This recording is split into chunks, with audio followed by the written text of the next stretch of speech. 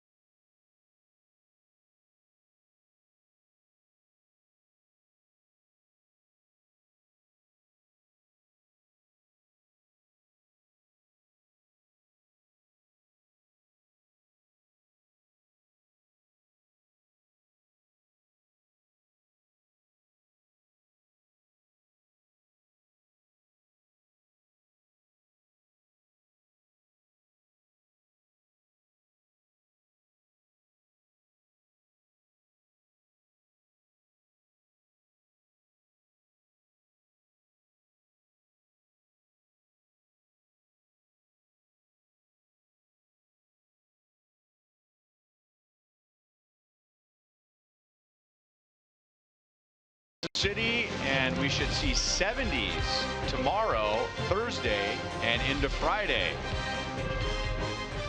So the weather warms up. The Royals offense warmed up last night. Jorge Soler is starting to warm up, and many in the Royals organization are expecting a big year from him, but eventually he had to get his first hit. He got 3 on Sunday in Cleveland and then started making some solid contact last night. And if you're a hitting coach, that's exactly how you draw it up. You get the doinkers. Remember? It was a little bleed, a little flare that just fell in. Then the guy lost it in the sun. That's how you start, doing the little things. But last night, he started squaring up that ball. Very impressive how strong this guy is. Now that ball there left the bat at a high velocity. Matter of fact, all 3 that he hit and he put in play were scorched. Just wait till he gets a 1/4 of an inch underneath that ball, gets a little height on it. It is out of here. It's going to be a lot of fun to watch this guy heat up, but he's doing it the right way. Royals starting rotation has been on a roll lately. Joel and Monty are coming up next. They'll talk about Eric Skoglund, who makes his 2018 debut tonight.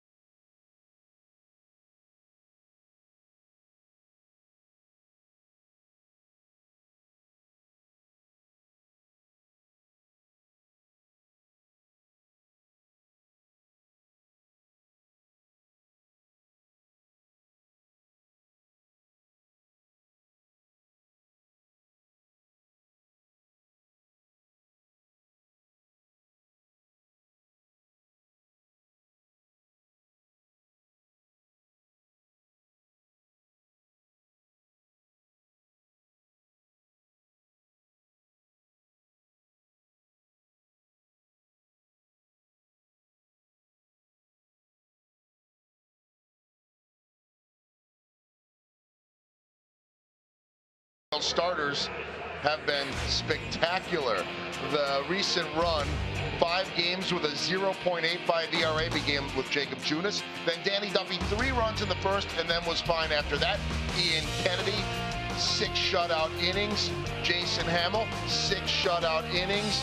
And then Junis again last night, 6 1/3 of no hit ball, and ended up going 7 shutout innings. Joel Goldberg, Royals Hall of Famer Jeff Montgomery. Let's repeat that.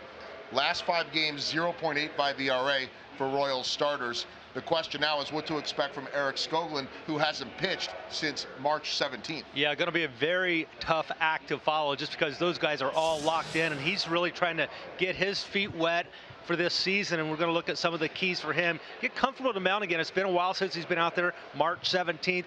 Find that arm slot. Find a way to repeat that delivery. Then endurance will be a factor for him tonight, but I think the real key, get some early count outs. You're going to be out there much longer if you're getting early count outs than if you're struggling with your command. He only has 5 career starts in the big leagues, 2 against Houston, 1 against Detroit, 1 against the White Sox, another against San Diego. He has never faced the Mariners, but the Royals have seen King Felix Hernandez many times. Ryan and Hud back to talk about him next.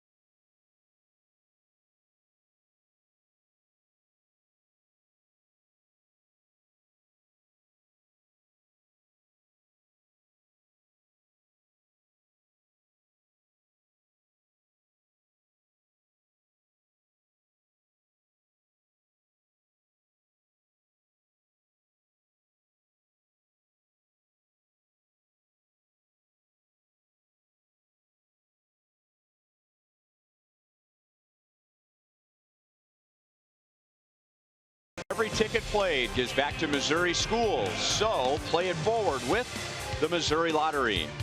And by Chevrolet, the most awarded and fastest growing brand the last 4 years overall. Find yours at your Kansas City area Chevy dealers. It is a comfortable night at Kauffman Stadium. The Royals had scored 9 runs in their previous 6 games. They came up with 10 last night to take game 1 from Seattle. It's Skoglund and Hernandez tonight. The lineups and the first pitch are next.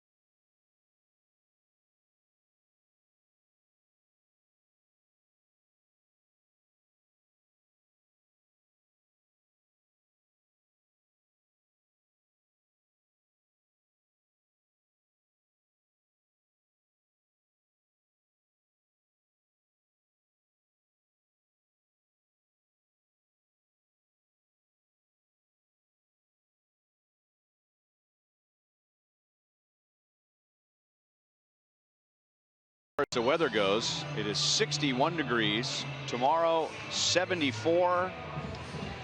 77 on Thursday and still in the 70s on Friday. So baseball weather will be here for at least 3 days beginning tomorrow. Seattle's had their problems offensively lately. They've lost 3 of their last 4 games, and it's really 2 lineups for them. They get a lot of production from their first 5 hitters, and they've gotten very little production from their bottom 4 hitters. And for the first time, the Seattle Mariners will take a look at Eric Skoglund, who has not pitched in 23 days, Hud. Yep. That could present a problem for timing and a little bit of rhythm, but you know what? It's not the same as a hitter, because the plate is the same distance to the rubber, 60 feet 6 inches. He's going to use a fastball, curveball, slider, change, and when he's able to throw and keep his rhythm. Now he's not facing any hitters. That's going to be the problem. But you know what? His stuff is good. He wants to pitch to contact, just like Monty was talking about. Get some early countouts. Try to have some early success. Get into a little confident and get into a groove. Go as deep as he can.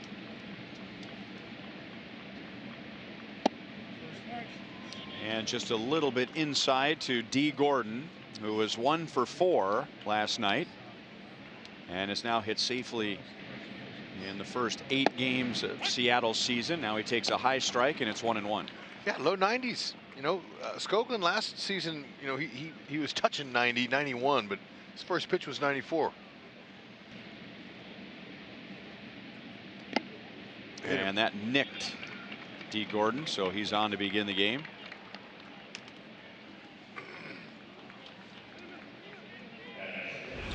Our Ford around the horn Royals defense. Outfield, John Jay in left, Paulo Orlando in center, Jorge Soler in right.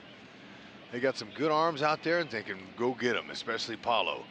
Moose, Escobar, Merrifield, Cuthbert, Drew Butera. There's your guys in there that have the soft hands.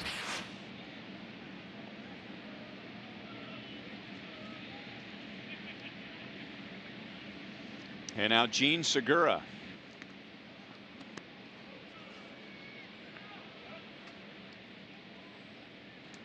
Segura was 0 for 4 last night, grounding into a double play, and was the victim of a very good play by Whit Merrifield in the first inning. How about that 15-foot lead? That's a confident lead. The biggest lead we've seen this year is 12 feet. He can flat run. So you get that far off, he's confident getting back. Skoglund, good move, but not a knockout move. Late on a fastball. It's 0-2 on Segura. So as the Mariners take on Eric Skoglund, let's look at some numbers. Brought to you by AARP. So this would be a good matchup on paper for Seattle early in the season. They've done well against lefties. Highest team batting average by far in the American League. D. Gordon, and you don't say this typically on a dive back to first, but that was a good slide. I think he realized that he may have been picked off, and he went to the farthest corner of first base to avoid the tag. You know, that's a nice little step-off move by Skoglund there. And I know he's got a slide step, but that's the first time I've seen him have a step-off. So that's a good weapon to have. And Gordon, like I said, looking extremely confident with that lead. Look at the steals in his career. That's nice. Skoglund is showing him every move he's got now. That's okay. He's varying the looks. He's varying his moves. Most important thing is he slide steps home, but don't leave a good pitch over the middle. That's what Segura's waiting for. Gordon's running. The pitch was high, so a good one to throw on, and Drew's throw is right on the money, but Gordon got his left hand in just before the tag.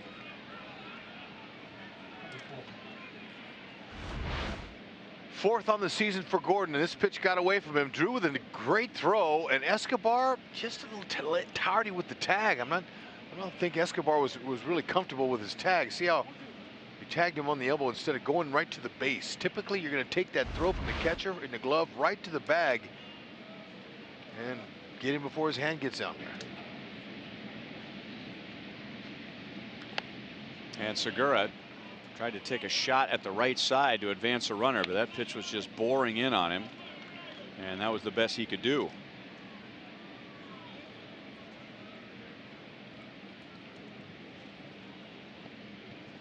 When you're a base runner like Gordon, you know, you have a lot of advantages out there. You can do a lot. You can get in the mind of the pitcher. You know, you can steal third if you want to. You know, you pretty much have your own way. So if you're a Skoglund, don't worry about it. Don't let him get in your mind, especially early. It's important for him to have a good start to this game. Yeah, you have a good hitter at the plate right now. You have Robinson Cano on deck. Yeah, guys that can really hurt you, so concentrate there. Popped him up. Butera wants it. He's got it. So an out with no advance for D. Gordon.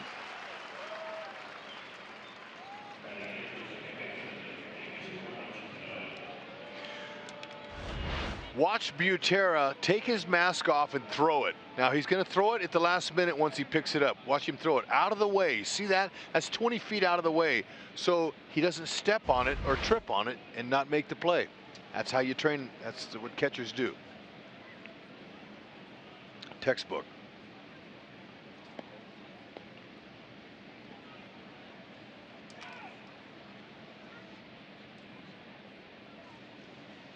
So Robinson Cano with a runner at second base.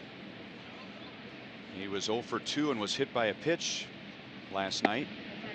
Jacob Junis, as good as he was, and he only allowed 1 hit in 7 innings. He walked 2 and he hit 3. And now Skoglund has hit somebody tonight. Jacob Junis has pitched 14 scoreless innings to begin 2018 and has only given up 4 hits. Solid. And you know, he hit 9 batters last year, Junis did, and that's okay. It's okay if you have a high hit batter count, because that keeps them on their toes. Puts a little something in the back of their mind. Skoglund, I don't remember threw this hard. I always thought he was in the low 90s. Well, we're seeing some 94s. We're talking about his fastball quite a bit with Ned Yost for the game tonight, because if you look at Skoglund pitch by pitch last year, he got hurt by his fastball more than any other pitch. Opponents hit .467 against his fastball last year, so that's a good place to start. Throwing your fastball for a strike and putting it in a good spot. Yeah.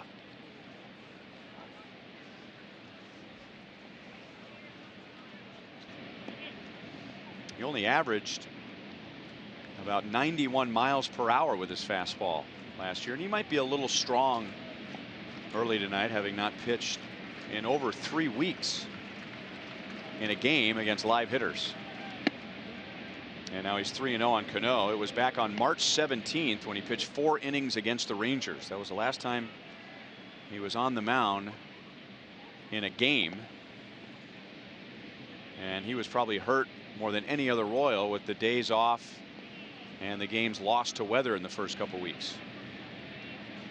Gordon goes to third. It's a strike, and he will steal third base. And now it's 3-1 on Cano.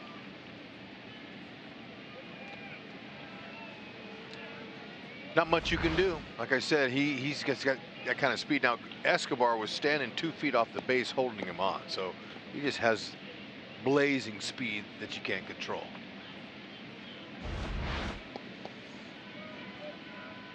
And now the Royals on defense are going to apply some pressure on Cano and bring the infield in.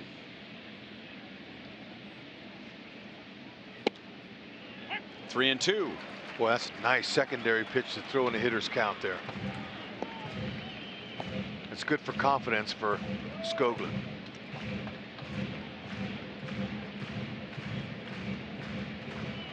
That's Scott Brocious, third base coach, letting him know what to do on contact, what the manager wants him to do. Sometimes it's go on contact. They're going to challenge with that kind of speed. He'll take off anyway when he hits it. Make sure it's on the ground, or he might say see it through.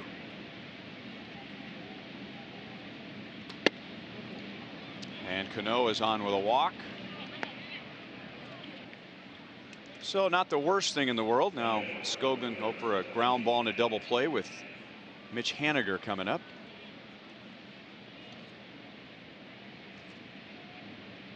Taking nothing away from Haniger,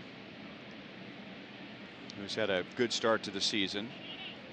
But Skoglund would rather face him than Nelson Cruz, who's on the disabled list right now. He would be coming up right now after Cano. Better believe that's right.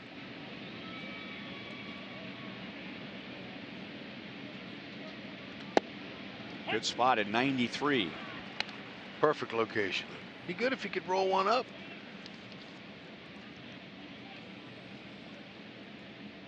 Those usually come on off-speed pitches, change-ups, sliders. Back there again. It's going to be a long night for the Mariners if Skoglund can do that to the right-hand batters. He's got his paintbrush out on that last one. Right where Butera wants it.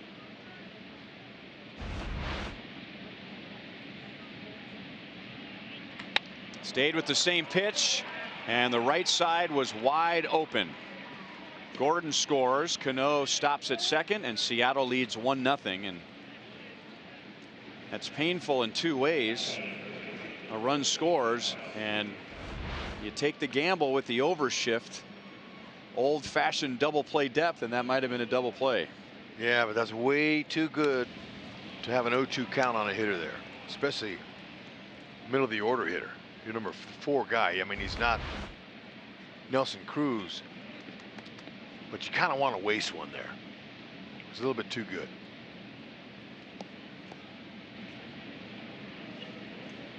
And that brings up Kyle Seager, who was 0 for 4 last night. Jammed him. And Moustakas right in front of the Mariners dugout, 2 down.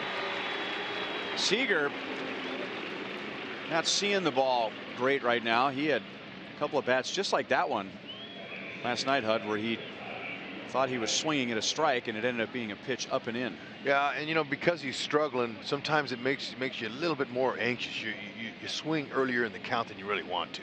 So until he gets into a groove, he's going to be a little bit more aggressive, and that's what he's doing. He's getting himself out. That's what hitters say. He didn't get me out. I got myself out. And now Guillermo Heredia with 2 on and 2 out.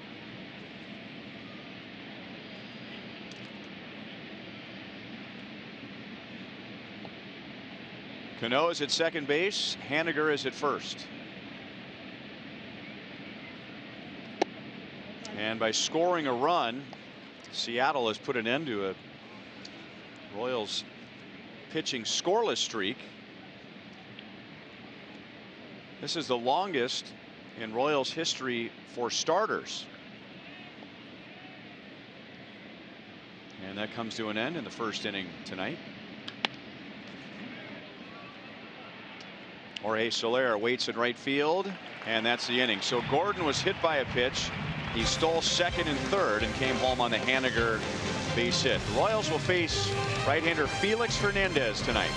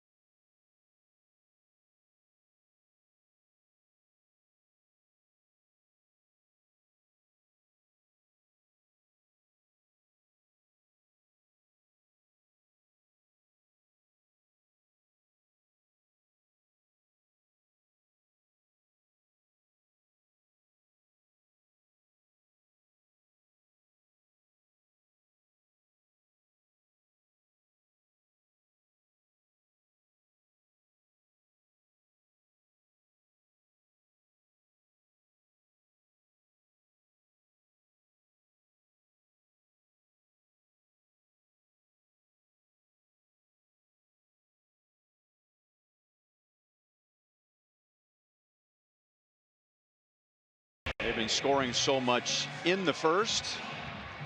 Here's Ned Yost's lineup tonight. Lucas Duda is back in there.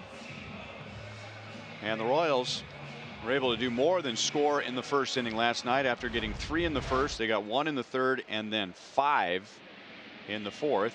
And tonight they'll see 32-year-old Felix Hernandez. That seems young for as long as he's been around, but he was 20 years old when he made his big league debut. He's had an outstanding career. Fastball, curve, slider, change. He's got all 4. Usually a lot of movement.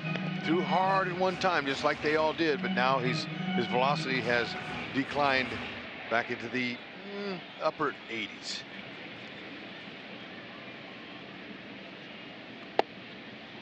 Gonna get some 2-seam movement.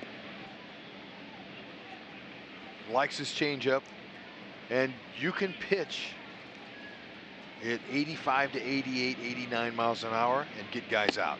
It's all about location, where you change speeds and locate. Felix Hernandez carries a 7.71 ERA into tonight's game. It's in just 2 starts. But he got knocked around on Wednesday at San Francisco. He was only able to go 4 innings. He gave up 8 runs, 5 walks, and 3 home runs. Oof. That's the most runs allowed in 2 seasons, and his most home runs allowed in 3 seasons. 2-2 on John Jay. So coming off an outing like that, where there might be a little bit of lack of confidence in him, the Royals want to get to him early, so he doesn't get any confidence. Get him. There's that declining velocity you're talking about. He's coming off a season where he was on the disabled list twice. He only made 16 starts last year and won 6 games. And had the highest ERA for him in 11 years. But by his standards, it's still a pretty good ERA. Jay grounds it right to Robinson Cano, and there's one down. So you're pretty good, Hud, when you've had your highest ERA in 11 years and it's just 4.36. Yeah, I'll say. I'll tell you how dominant he's been. Check out the Mariners defense. Their outfield, they're really athletic and they can all throw. Heredia, Gordon, Haniger, good arms everywhere, so we'll make it easy on scoring on them. How about Taylor Mott after coming off the mound, getting a start at first base? Seager, Segura, Cano. Back catcher, Margima. That's Mike Margima.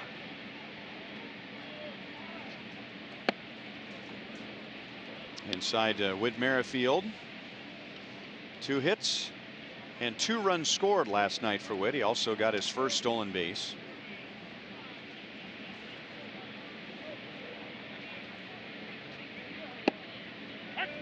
One ball, 1 strike. The Royals saw Felix Hernandez once last year, and they got 6 runs in 6 innings. And Hernandez got off to the worst start possible. The first pitch of his entire outing ended up on the other side of the wall. Whit Merrifield hit the first pitch of the game for a home run. Whit did that twice last year, also against Michael Fulmer of the Tigers, ambushing the pitcher, as they say. 3-1.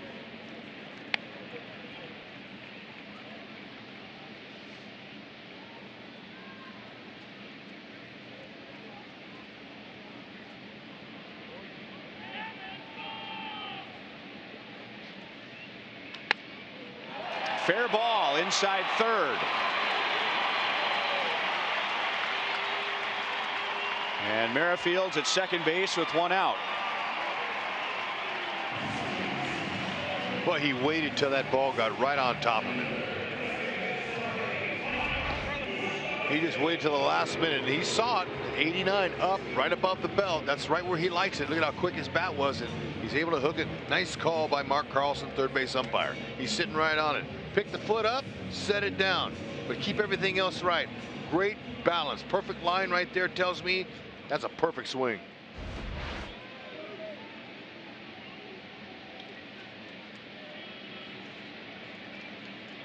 When the Royals scored 3 in the first inning last night, Mike Moustakas drove in 2 and then scored the 3rd run. Breaking ball for strike 1. Moustakas had a 3-hit game, which included his first home run of the year. I had a chance to talk with Taylor Motter today that threw the pitch that Moose hit out. And the first thing I asked him was, what was the best pitch you threw out of your pitches? I go, no, let me tell you. The one that Moose hit out of the park, he goes, that was filthy. I don't know how he hit that. He goes, that was by far my best pitch. I took a lot off. I dropped my arm angle. The ball was sunk through 2 to 3 feet, and it was down low below the knees, and he lifted it on me. I was shocked. I said, well, you know, Moose, he had a lot of home runs last year. You know, he's a prolific home run hitter. He goes, yeah, but it showed me something. He wasn't out there jumping. He was seeing the ball. That's a good sign. Seeing the ball all the way. He waited. I think that pitch was, you know, maybe 70 at best. Let's check it out. This was an excellent pitch. He's got a little two-seamer. See the arm angle? Dropped it down. The changeup. He rolled over. He rolled it over. Look at this. Now it's going to go down and away. Look at Moose's back leg here. The back leg was key. He's able to drop down and just barrel it. That was a fantastic hit on a good pitch by a position player. He thinks that he was hit by that last pitch. He turned to the Royals dugout and there was nothing conclusive, so it may have just nicked his pant leg.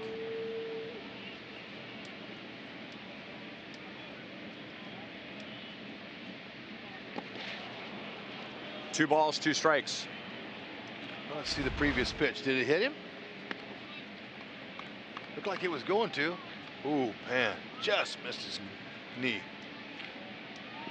I think that's one of those you thought it did hit him.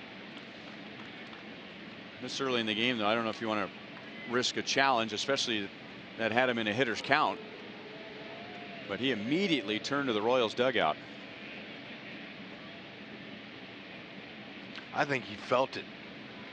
That's how close it was. And but when it came at him, he thought he was going to get hit. With his 3 hits last night, he's hit safely in 8 straight against Seattle, with 11 RBIs and 5 home runs.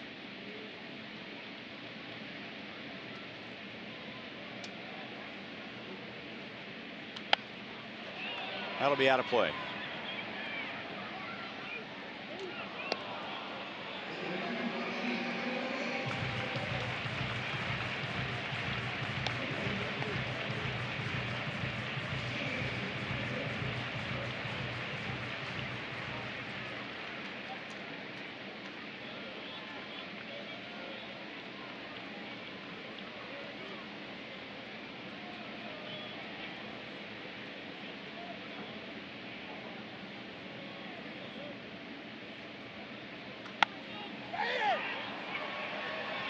Margema, the catcher, runs to the screen, and he goes into the screen, and the ball is off of his glove.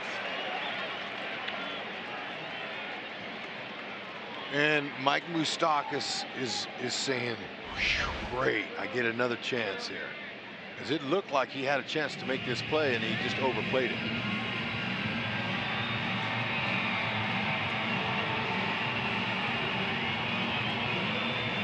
Didn't even get a glove on it.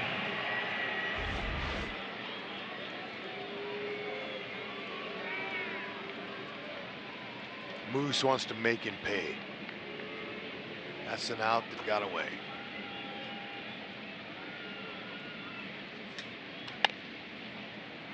Pulled foul. Still 2 balls, 2 strikes.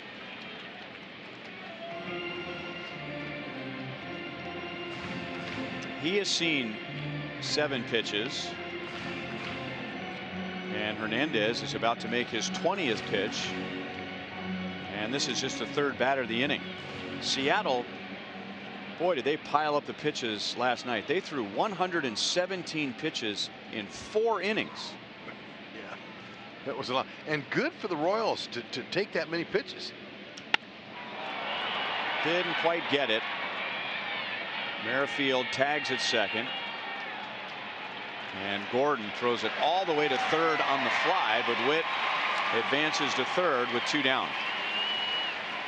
Yeah, talked about the throwing arms they got out there. D. Gordon, you know, he was a shortstop and plays shortstop in the majors. You got to have a cannon. He does. He airmails it all the way. This is what you should do. Look, now he's worked on becoming a center fielder. This is the first time he's played center every day in his career. So he showed up early in spring training every day and worked on getting back on the ball and moving forward. And you see him looking at the game plan, how to play the hitter in his back pocket. It's prevalent in today's game.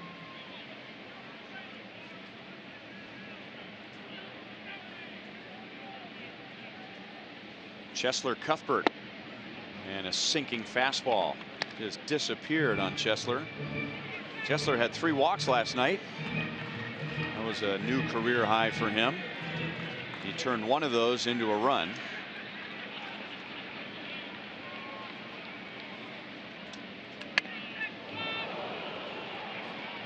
A little chip came off the end of the bat. 0-2. You know, that's a good changeup when that happens. So, you know, King Felix' 378th career start tonight. There it was. This is kind of a little spinner. It wasn't a change. It looked like a little slider. Didn't do much. You have that many starts. You know, he used velocity and movement a lot in his career, but he knows how to pitch now. So he can add and subtract velo on his fastball. He's pitching. He has the ability to do that.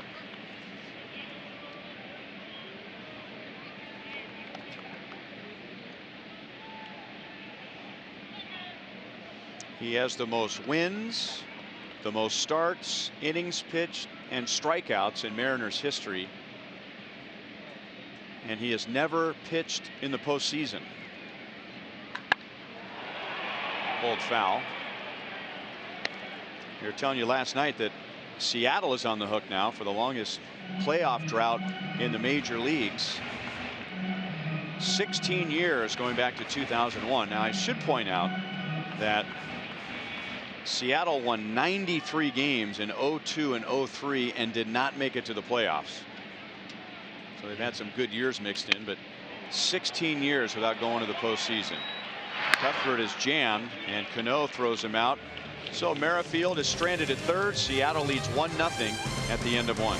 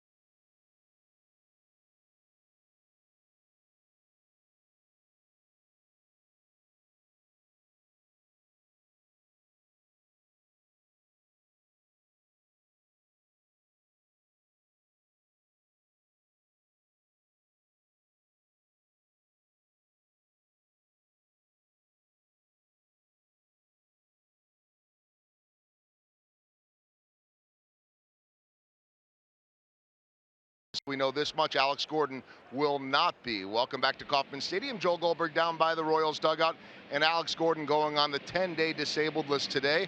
As we see in our University of Kansas Health System injury report, it is a tear in the left labrum of his hip.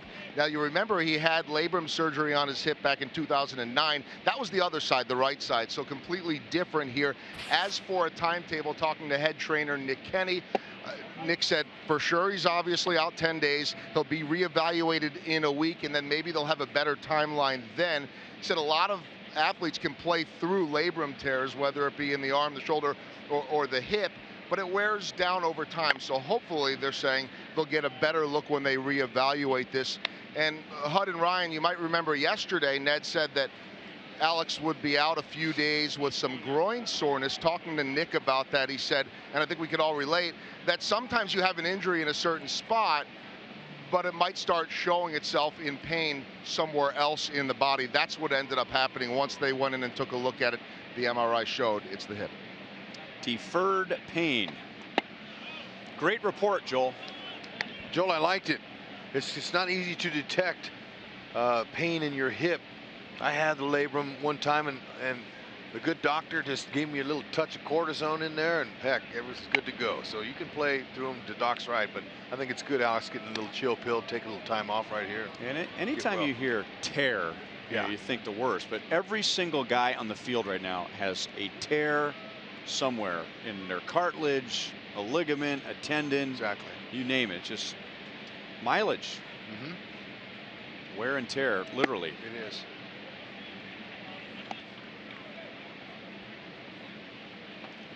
There's Nate Carnes coming back from a sore elbow, trying to work out some fluid out of that right elbow, but making progress. The Royals say he'll pitch out of the bullpen when he comes back. Oh, man. Ouch. Skoglund's just a little bit, command's off, and it's to be expected. That hurt. Where'd it get him? Two-seamer had a little bit of run on it, and there's some hair on it too. Now that's it, right off the almost the elbow. You're lucky that he's got some meat on the bone there, so it hurt, but you want to get hit on the muscle. And now Skoglund has hit 2, and Royals pitchers have hit 5 in the first 2 games of the series. There's no malicious intent, and yet that's a lot of guys being hit. And at some point in a game like that, the other team goes, okay, look, you misfire on a couple of guys, but 5 in 2 games, someone might have to take one on the back or the wallet. They could accidentally let one go. Mike Marjima, Mariners catcher, with Mike Zunino on the disabled list, their former first-round pick, who had a breakout season with the Mariners last year, but he's out with an injury. So David Freitas and Mike Marjima are splitting time back of the plate, and Marjima pops it up into right center field. Paulo didn't see it right away. It's that time of night, twilight, where the ball blends in with the sky. So for a moment, Paulo was helpless and had his hands to his sides, and then he found it. As you enjoy a Miller Lite, look forward to the whole true moment later in tonight's game.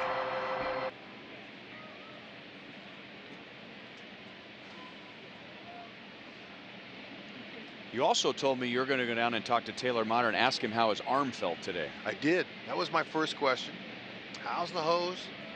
He said little tender in the lat, little latissimus dorsi tenderness today. No elbow or shoulder, but little back here. And then I do it a lot of times to pitchers after they pitch the next day. I'd go and go, hey, how you doing, man? Kind of rub him on his shoulder. And they would, ow, because they're sore. Right. And he went, yeah, right there.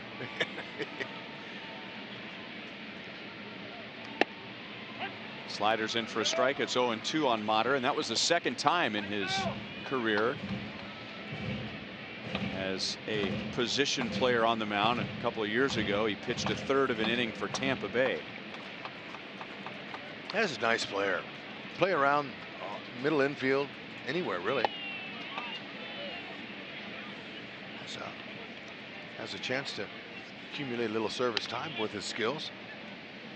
He's certainly on the all-hair team. Sure.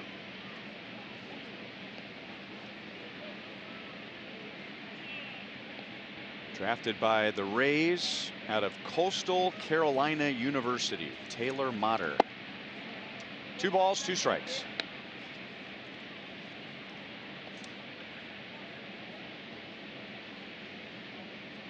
The player he models himself after, you mentioned him playing all over the field, is Ben Zobrist.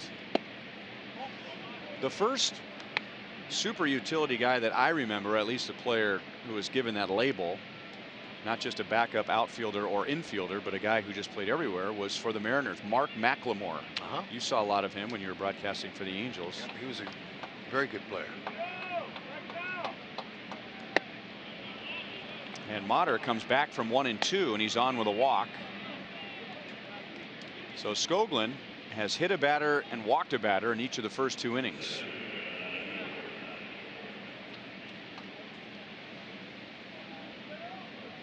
He hit D. Gordon with a pitch to begin the game, and then Gordon stole second and stole third and came home on Haniger's base hit to right center.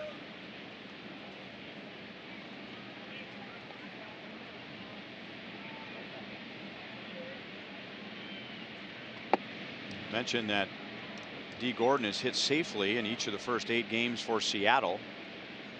On our Toyota League leaders, if you go back to last year, D. Gordon has a 14-game hitting streak. Brian Dozier has a base hit tonight at home against Houston. So his streak going back to last year is the longest in the major leagues at 16. 2 leadoff hitters there, Brian Dozier and D. Gordon. A little different styles. Much different. One with power, one with speed. Actually, Dozier, he's not a 2-toe sloth. He can run, but not like D. Gordon.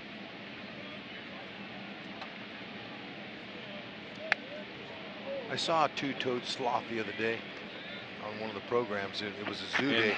In Overland Park? No, it was on TV, and you know, I remember Jose Canseco calling Will Clark a 2-toed sloth, and I remember, what the heck's that? I never saw a sloth before, and I looked it up, and they have 2 big claws, and they can't run, obviously. Is that why they call them 2-toed?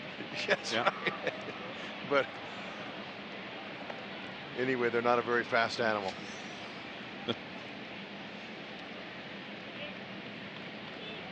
That's when Canseco and Will Clark had a little battle going on. They had a little verbal jabs going back at each other.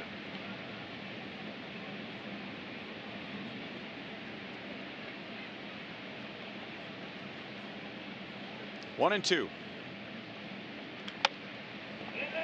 On one hop to Witt, and he decided to run to the bag himself instead of flipping to Escobar. It would have been a tough double play either way with Gordon's speed.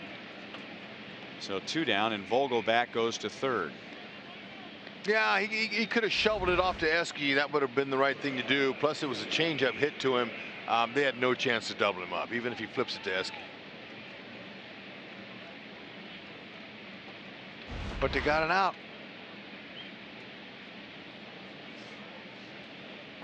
That's a big thing. And now Gene Segura with runners at first and third and 2 down.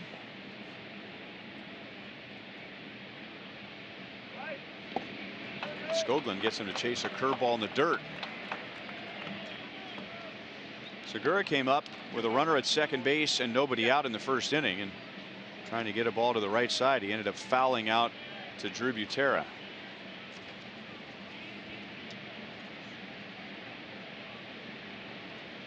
In the most clutch of situations this year, the Mariners have really struggled. 1 ball, 1 strike, and that would be hitting with runners in scoring position and 2 outs. 29th in the major leagues. San Francisco, wow, 0-31 with runners in scoring position and 2 outs. To the gap, and 1 hop against the wall. Vogelback and Gordon come to the plate, and now Segura ends up at third, and Seattle leads 3-0.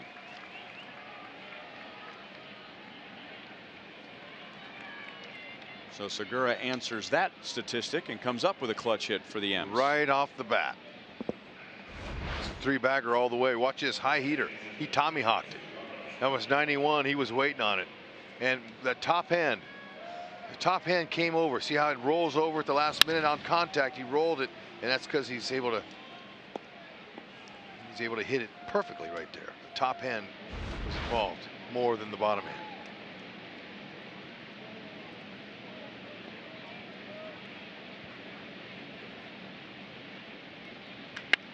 Robinson Cano hits that one deep to center. Paulo Orlando is going to have to play it off the wall. Cano will drive in Segura.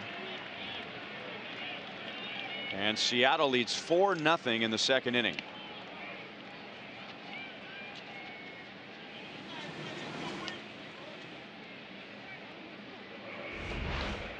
Fastball, no, it was a slider, but it was up. Took a little something off it right down the middle. Sped Cano's bat up. Paulo got a good jump on it, but it hit the base of the wall. 420 straight away. Excuse me, 410. Still a long way. Mitch Haniger drove in Seattle's first run in the first. He was down 0-2. Skoglund made 2 really good pitches to jump ahead 0-2. Fastballs that were down and away and in the strike zone 2 in a row, and then he tried to go there a third time, and Haniger went with it and drove in the run.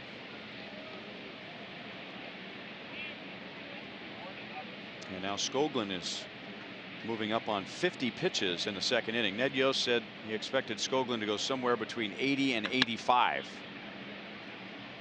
after that long layoff.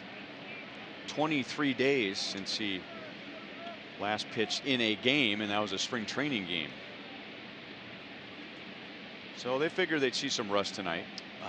And you know, he does plenty of flat ground throwing on the ground, and then he does his mound sessions. But to my knowledge, no simulated games to face any hitters.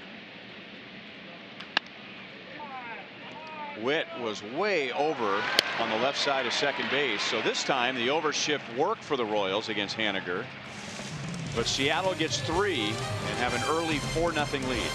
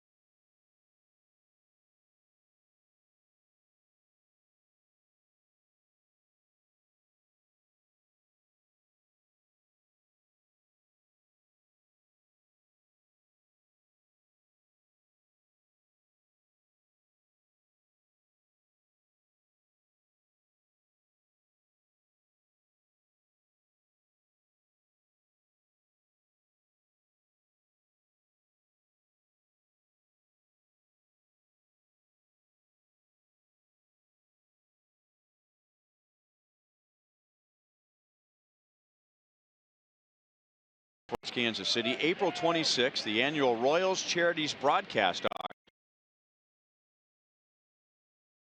that will be up for bid that night. Go to royals.com/broadcast auction. Lucas Duda is back in the lineup tonight, and Felix Hernandez pitching with a 4-0 lead. Throws one pitch and gets Duda to fly out to Heredia in left field. But anyway, the broadcast auction. Royals do an excellent job of coming up with unique auction items, and experiences, and we have a lot of fun that night, both broadcasting the game and keeping track of the broadcast auction. So we hope you'll join us April 26th. It's this month. That's a great time. Good broadcast. That'll be the Royals and the White Sox.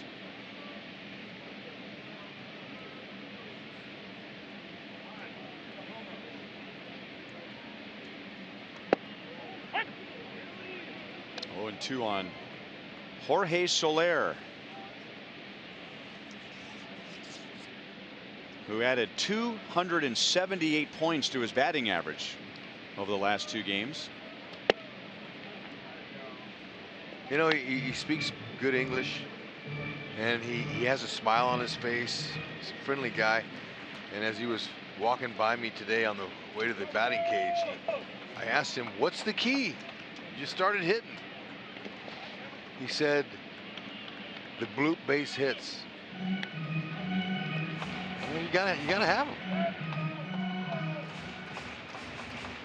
Sometimes that'll get you started.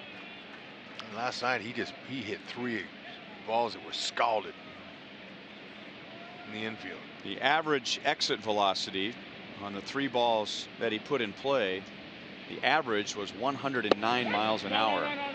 Soler says no. That strike zone grid would suggest it was inside, but Brian Knight calls it strike 3, and Felix Hernandez has his first strikeout. I gotta believe that Soler was right on that. That ball's off the plate.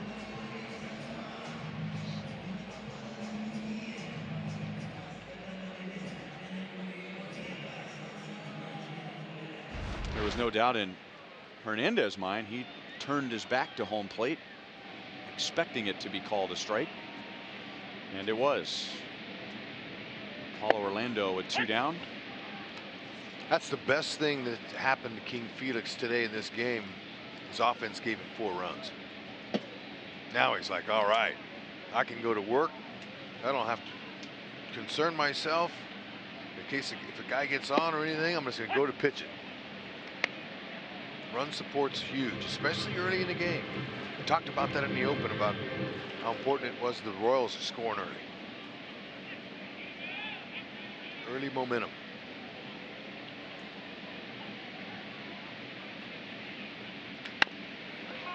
Up the middle, Segura. Good play. Shows off his strong arm. And the Royals go down in order in the bottom of the 2nd.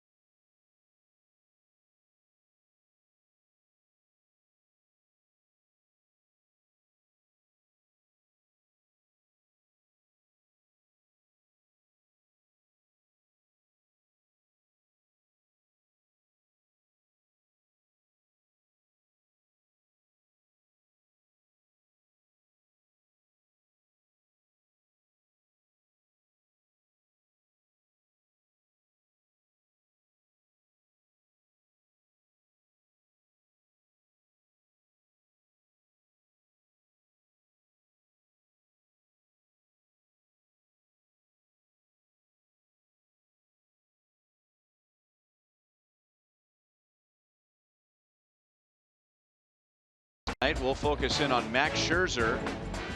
First time since Nolan Ryan to throw a shutout with 10 strikeouts and a stolen base.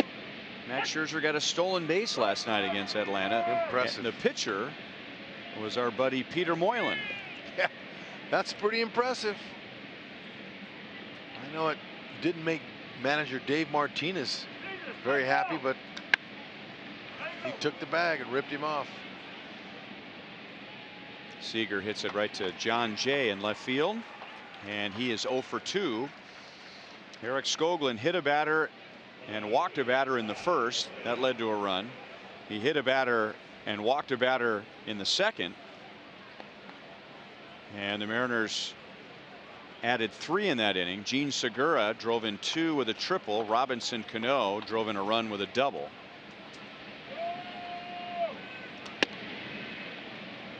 Heredia takes ball 1 outside. He flied out to right field.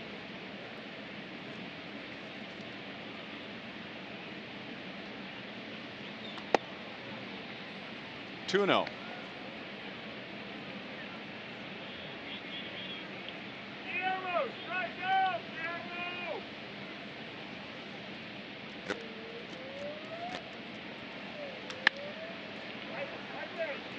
Soler fades back and right. 2 up and 2 down. Speaking of aces, last night Justin Verlander also pitched well for Houston, and that's who Eric Skoglund beat for his first major league victory. And if he can come back and win tonight, he'd be just the 5th pitcher in major league history to get his first 2 wins against former Cy Young winners. Ah. Boy, they have an answer for everything, don't they? They have answers when we don't even ask the question. That's right. I mean, they could find anything they want.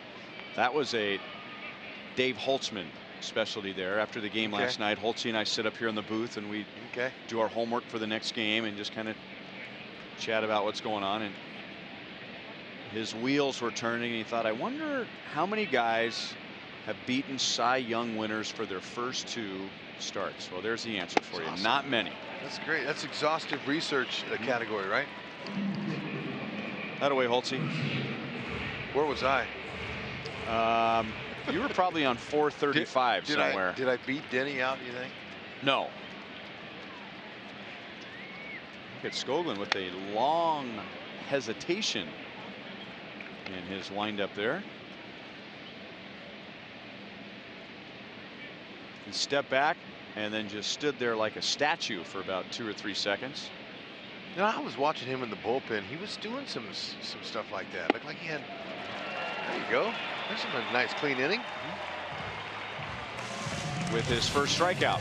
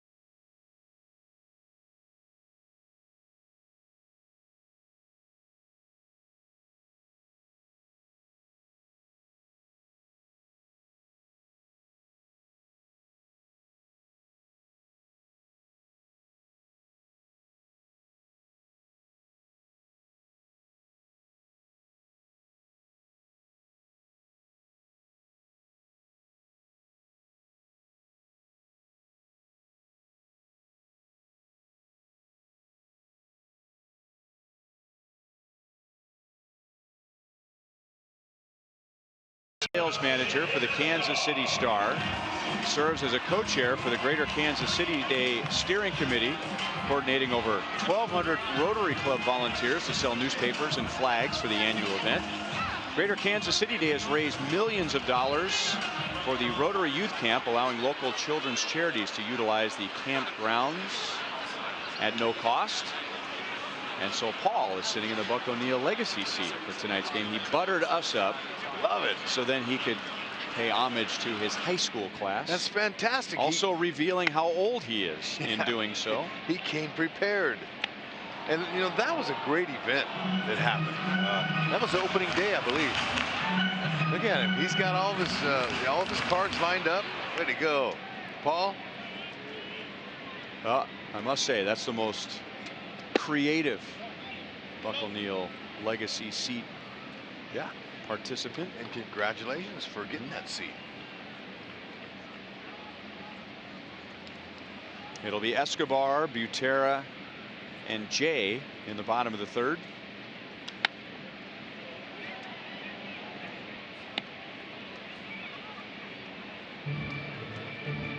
Escobar is one of very few Royals who have numbers like that against Felix Hernandez. It's interesting, not a lot of individual success against Hernandez, but a great deal of team success for the Royals. Felix Hernandez has a very good career ERA against the Royals. 3.05, but a losing record.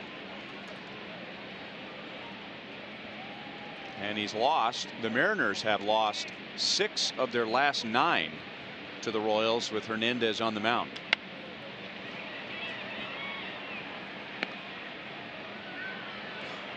I remember the King in his court, and he has, you know, down the left field line, he has all those guys, people in the yellow shirts.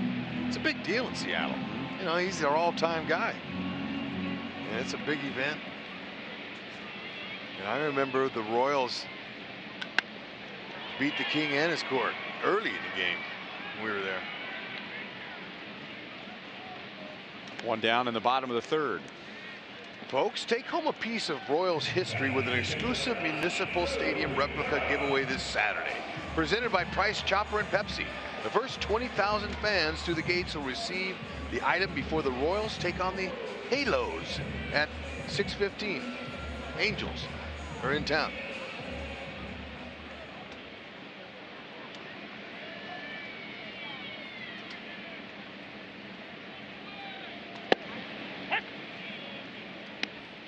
Oh, 1-1 on Drew Butera. He had a big hit for the Royals last night, capping a 5-run 4th inning, hitting a 2-run double against Casey Lawrence. 0-2.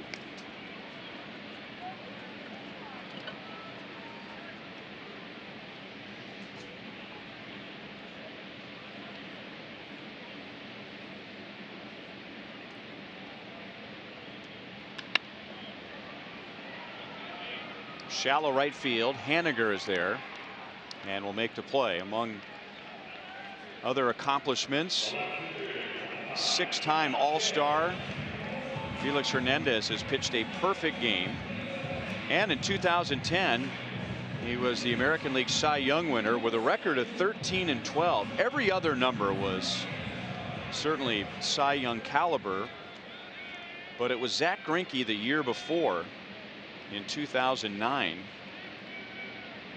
that opened the door to the voters looking at some of the more advanced numbers, not just wins and losses and ERA. You know, for years the Cy Young Award would usually go to the pitcher who had the most wins, if not the second most wins.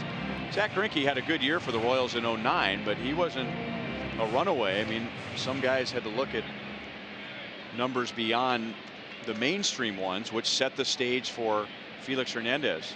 That was the lowest winning percentage for a Cy Young winner in Major League history. Just one game over 500, 13-12. Interesting. As a starter, that is. And been closers who have won the Cy Young, and they could have a losing record, but piling up a bunch of saves.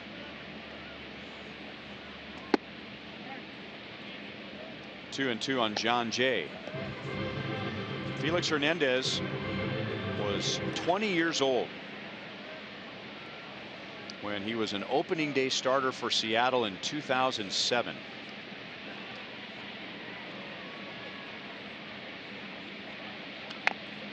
He has also finished second for the Cy Young. In fact, he finished second to Greinke in 09, and he also finished second to Corey Kluber in 2014.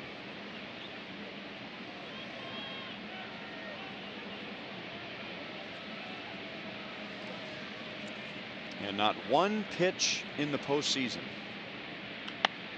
Look out. And thank goodness for the netting over the Mariners dugout. Yeah, there's one that saved the front row. Yeah, you know, to be that young and to be so good on the mound and just dominate in the major leagues is kind of unusual. Usually it takes them a few years to get their feet wet. Stroked out to right field. Haniger brings it down. And Hernandez, with a 4-0 lead, has retired 9 of 10.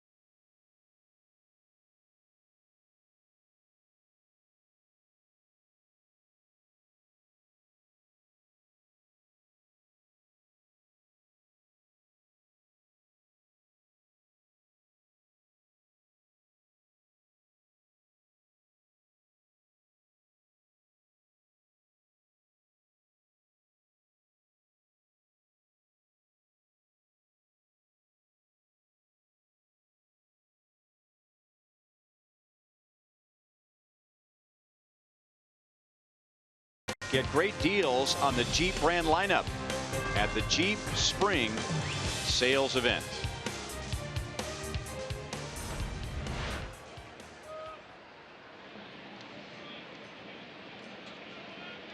Four nothing Seattle.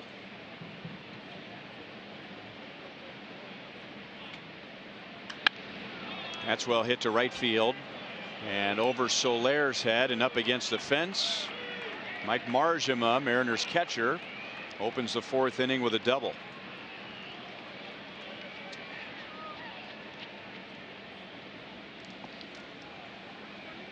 You could tell how loud this sounded. He got all barrel on this one.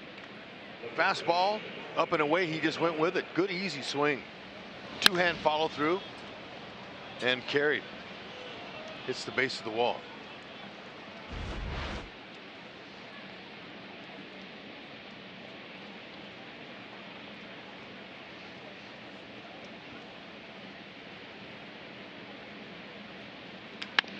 And now Motter pulls it on the ground, so no chance to advance the runner.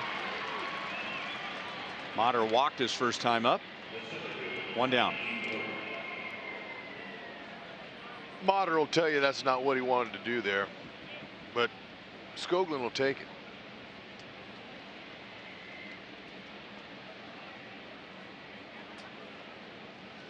Skoglund gave up one in the first, He allowed 3 in the second, and then had a 1-2-3 third inning.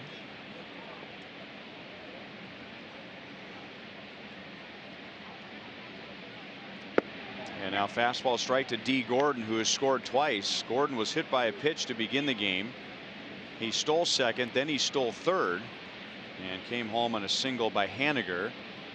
And then Gordon reached on a fielder's choice and scored on Segura's triple in the second.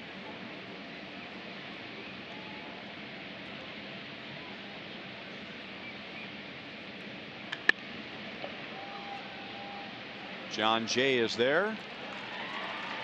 2 down. Every weekday morning, Skip Bayless and Shannon Sharp go head-to-head on the day's hottest sports topics. Undisputed with Skip and Shannon, weekdays from 11:30, from 8 to 11:30 Central, that is, only on FS1. Hud's good buddy Shannon Sharp. That's right. Tremendous athlete.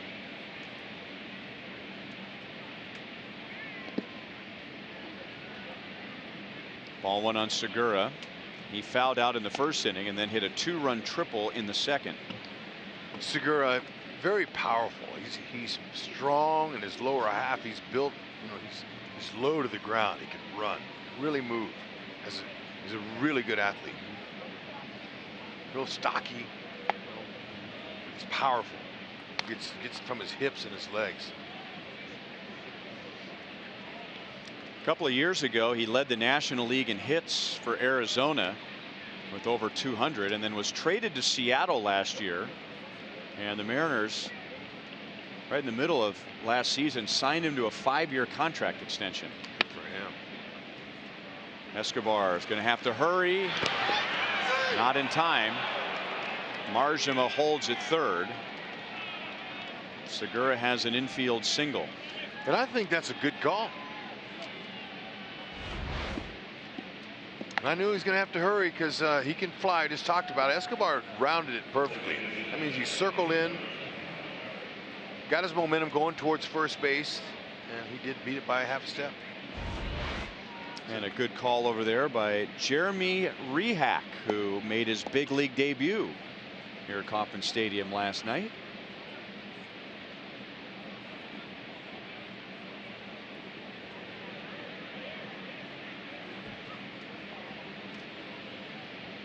First and third for Robinson Cano.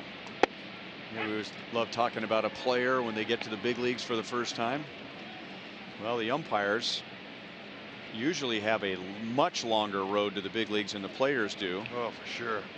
So here he is, a big league umpire, or at least filling in for one of the regulars, but he's got a big league umpiring uniform on. He's umpiring in a big league game. And he's chewing his gum with confidence.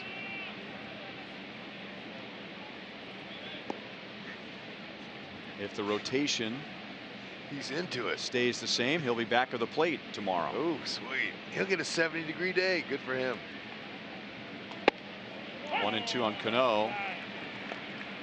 Joel is our umpire correspondent. He knows a lot of the umpires and helps us with some of the backstories. And Joel was telling us that Jeremy spent 8 years in the minor leagues before making his debut last night as the second base umpire.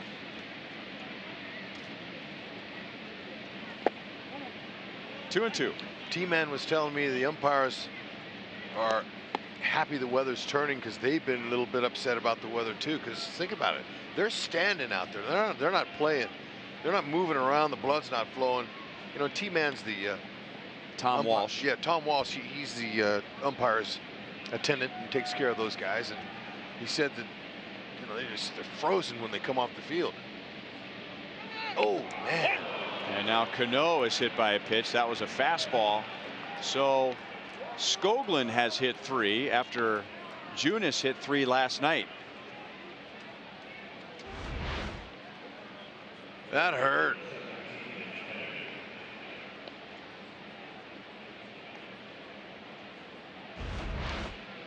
Let's go to Joel. Well, we think about the umpires always under that scrutiny, but let's be honest, first time in the big leagues, you're nervous, just like anybody else is. Talked briefly with Jeremy when he got here yesterday. Yes, big league debut. He's from Pittsburgh, in the minors for a lot of years, played college baseball at Ohio University, and he's first meeting these guys. Think about Jerry Davis. He made his debut, I asked him, in 1982. Both he, Mark Carlson, along with Brian Knight said, oh yeah, we all remember our debut in our first game. And for guys unlike Jerry Davis that broke it in the American League, remember they had National League and American League umpires, every one of them, if they debuted with George Brett, was greeted by George saying, hey, Joe or Larry, great to meet you. Haniger is out, and the Mariners lead the bases loaded in the top of the 4th inning. Seattle's lead is 4-0 with Merrifield, Moustakas, and Cuthbert coming up.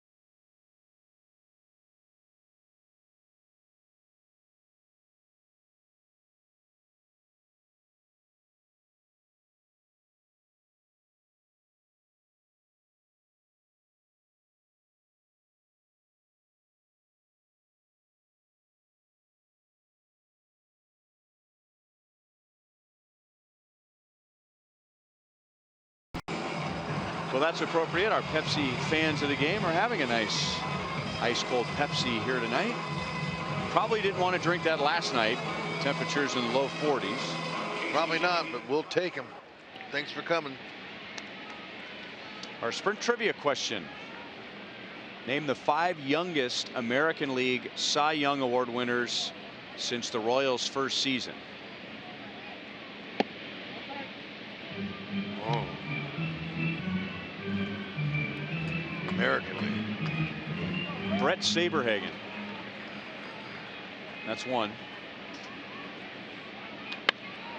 Witt lines it into center field. So he's 2 for 2 tonight. And that's just the second base runner for the Royals all night.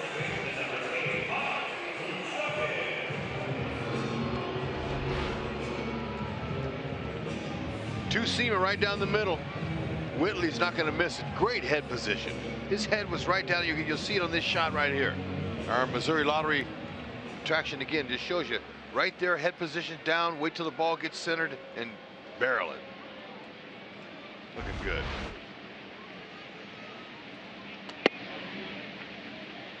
Mike Moustakas flied out to center field in the first inning. Youngest American League. How about Jim Palmer? Since '69.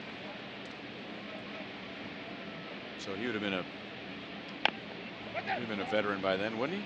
I don't know. Just guess. I'm just guessing. That's one strike, by the way, Hud. Okay, all right.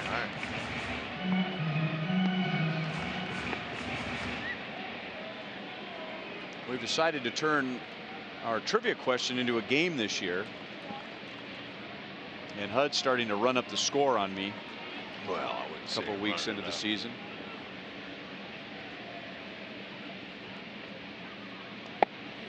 Two balls and one strike.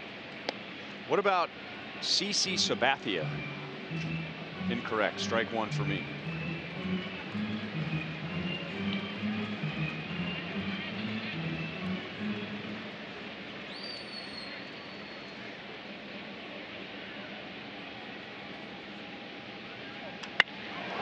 Moustakis hits it deep to right field and has home run number 2 into the water. It is 4-2 in the 4th inning.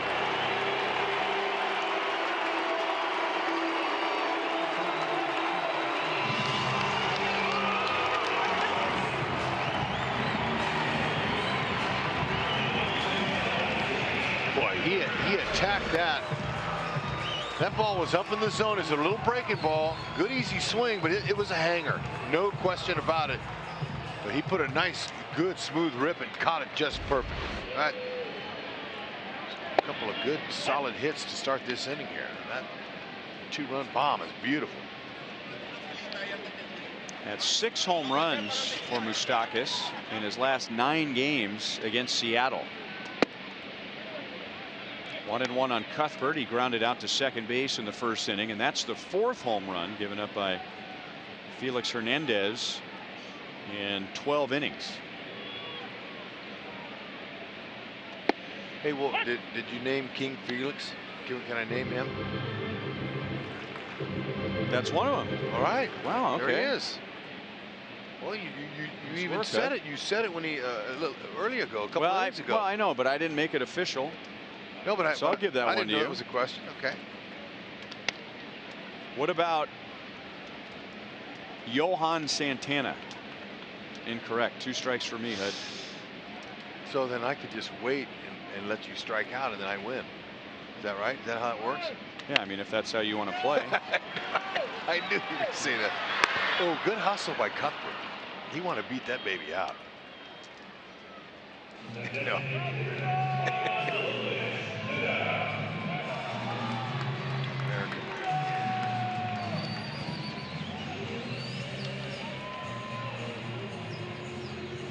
I know Doc Gooden was young, but he was a National Leaguer. That would be correct.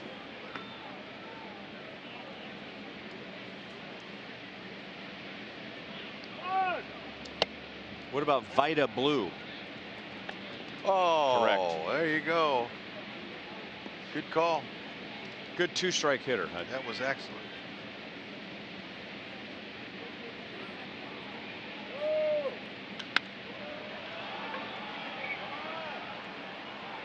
Heredia retires Lucas Duda for a 2nd time tonight. StatCast will give us some of the details on the Mike Moustakis home run. Nice exit velo, launch angle 30. 419 feet. Beautiful.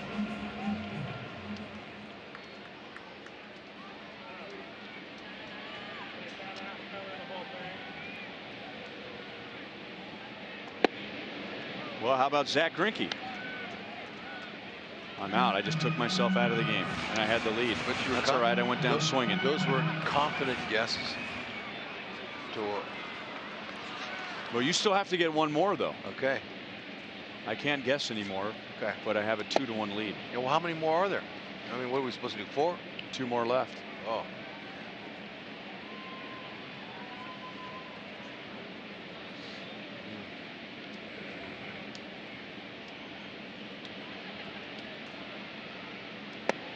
Two and one on Soler. He took a called 3rd strike in the 2nd inning. He wasn't happy about it, thinking that the pitch was inside. And Felix Hernandez, who used to pile up the strikeouts, has only 1. 2-2.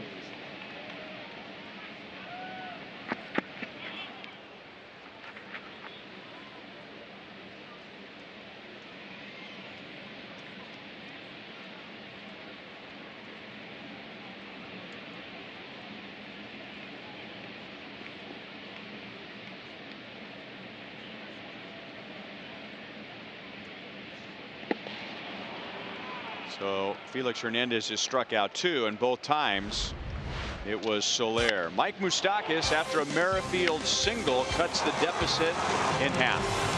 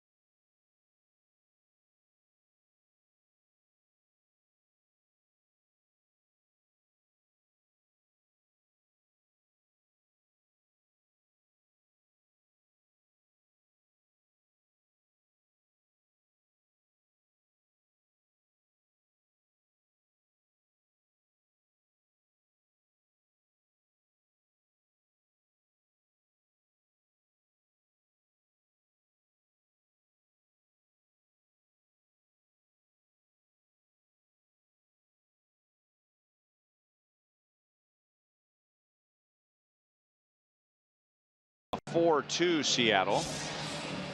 Join fellow Royals fans in expressing your creative side at our Paint at the Park event on Thursday, April 26th. Enjoy one free drink while following an art demonstration that's presented by Pino's Palette in our Hall of Fame pavilion. You can create one-of-a-kind piece to show your Royals pride before watching the Royals take on the White Sox. Royals.com/paint to purchase this special theme ticket. Kyle Seager is 0 for 2 tonight and 0 for 6 in the series. He'll be followed by Guillermo Heredia and Daniel Vogelbach. One hop to Merrifield. Cuthbert had to hurry back to first base. Well done, one away. Nice job by Chesler. Look at Merrifield. He's going, yeah, hey, look, he wanted to field that ball, but then he says, oops, I'm playing first tonight. I better get back to the bag. Once his ball's blistered by him, he thought about it, and he goes, oh, my gosh, who's covering? So he found it. Good job by Whitley. Whitley had it plenty of time, but he has to wait until Chester was looking at him. Foul ball on the bunt attempt.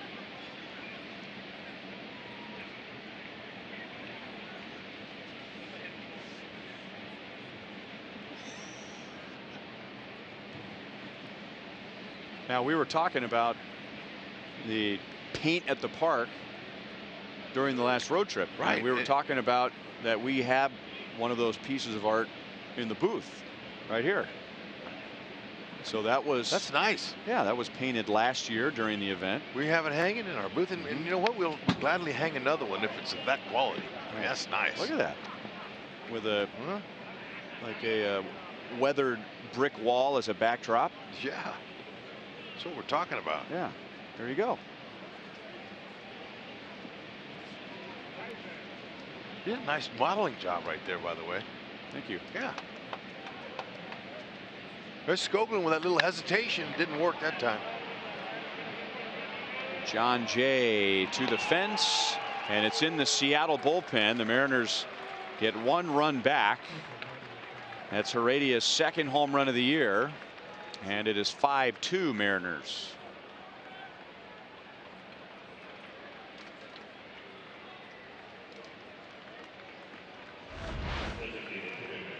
Two-seam fastball, middle, not in. It was in. It wasn't on the middle. He just didn't get it in enough. Heredia fell right into it.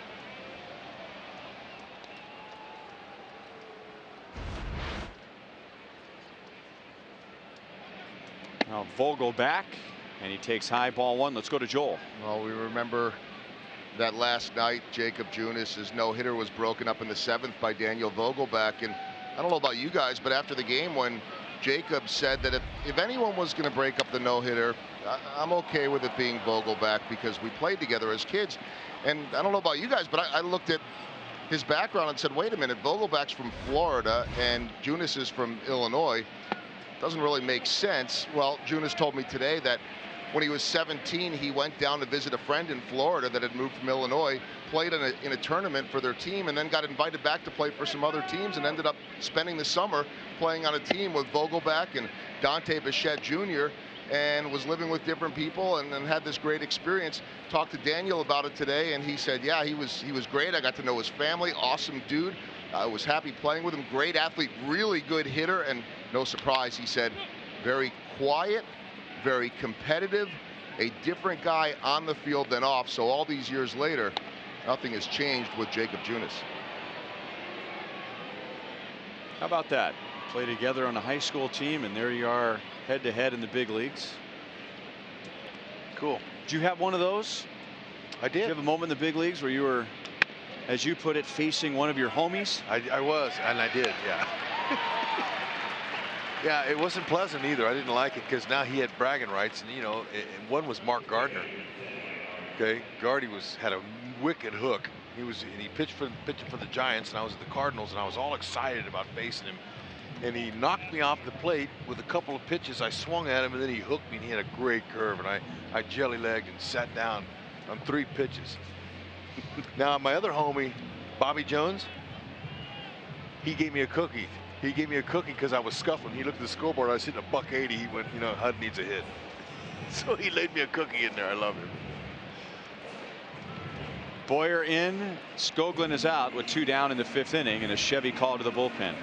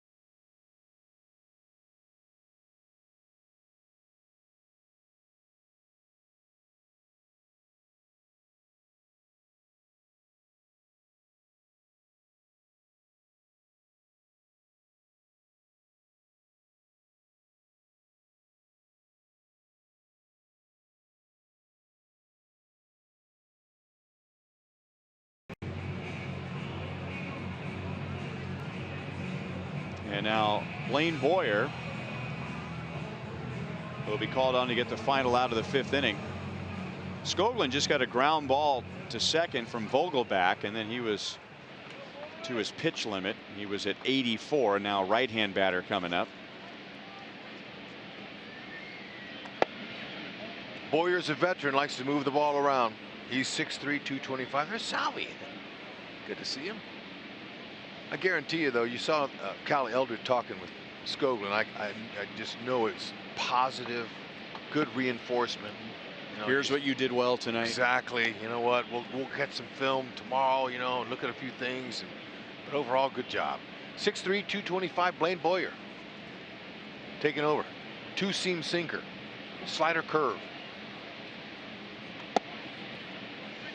There's still some bullpen rolls up in the air, but after a brutal start against the White Sox here at Kauffman Stadium. Now the Royals bullpen in the last 6 games has pitched to a 1.84 ERA. 3-1 from Boyer to Margema.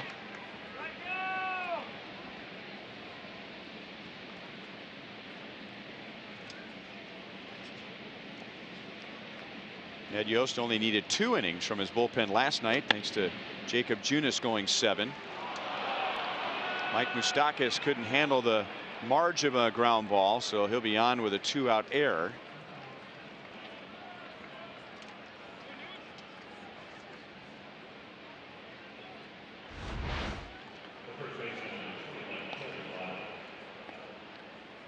Just missed it.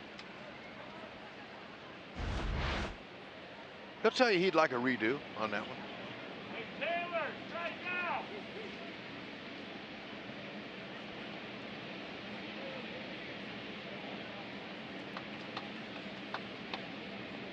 And here's Taylor Motter.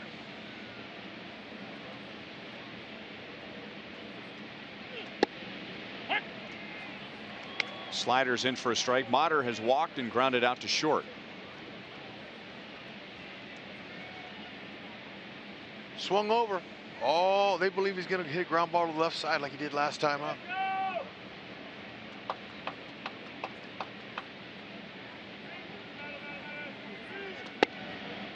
Much was made during the last road trip about Ned Yost admitting that he would be more aggressive this year with defensive shifts.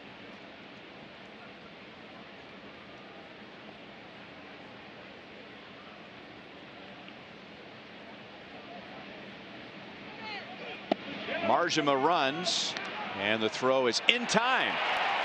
Margema thought he was safe, so he gets up and tells his manager to take another look. The throw was high, but Merrifield applied a very quick tag, and second base umpire Jerry Davis felt like Witt got the tag on Margema's back before he hit the bag. Okay, Whitley's bringing his hand down as the ball gets there, and it looked like he might have gotten it. Jerry Davis looked like he's on it. Let's see from another angle. Out, but we'll see. They want to look at it.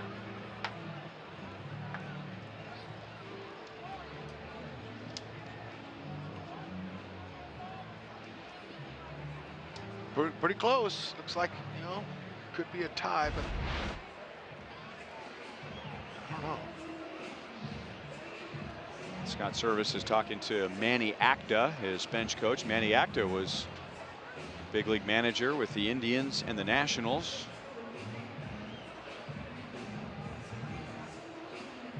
All right, where do we think contact is? Right, I think there. Here. Okay. I think he's out. I do too.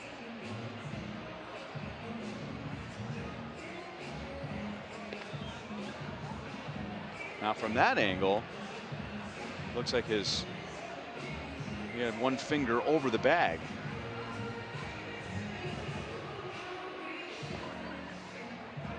And he is out. So the Mariners lose their challenge. And the inning is over. Seattle gets a home run from Heredia to extend their lead.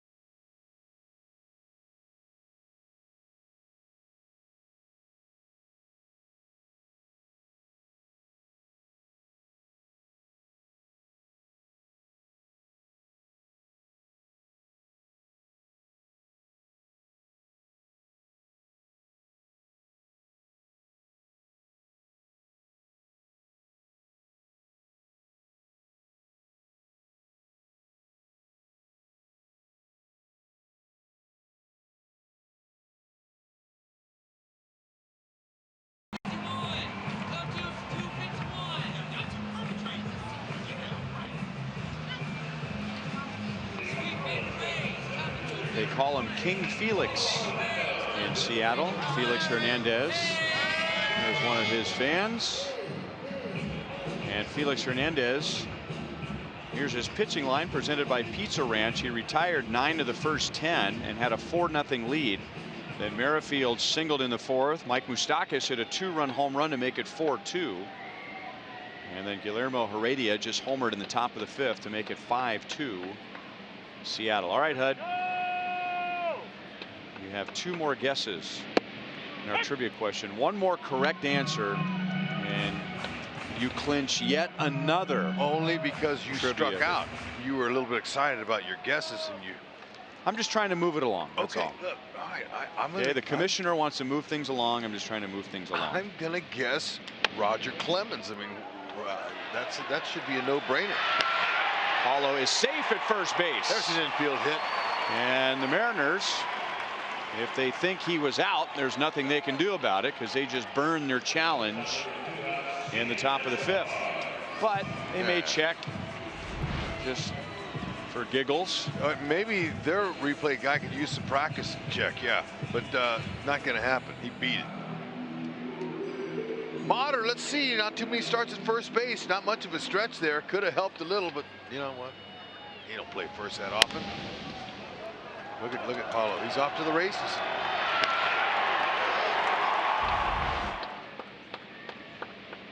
Clemens was correct. Where was Dallas Keuchel on the list? Oh, okay. Those are my 2 guys I had.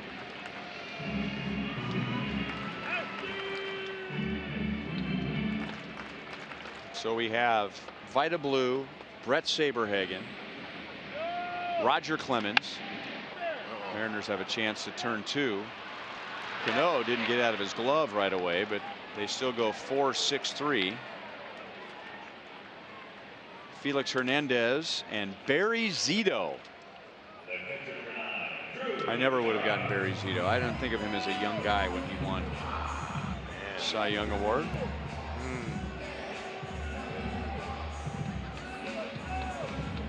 I quit. No, it's early. I told What'd you do? Read a bunch of trivia books during the offseason? No, I don't know. I just don't know.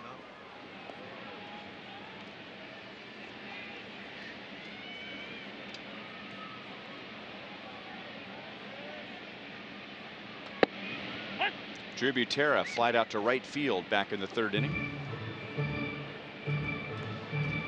I think the strikeouts are, though, I mean, 3 strikes and you're out rule is going to be hard. It's going to be tough. Because I like just to be able to throw names out there. It's kind of like limiting visits to the mound. Exactly. I don't know if I like those. Yeah, I've seen at least a couple of instances this year where a catcher takes one in the dirt or up high, and he takes 1 step to the mound and goes, whoa, wait a minute, I can't just go out there whenever I want to. We're going to have to approach the trivia game that way. Royals have used 2 mound visits so far tonight.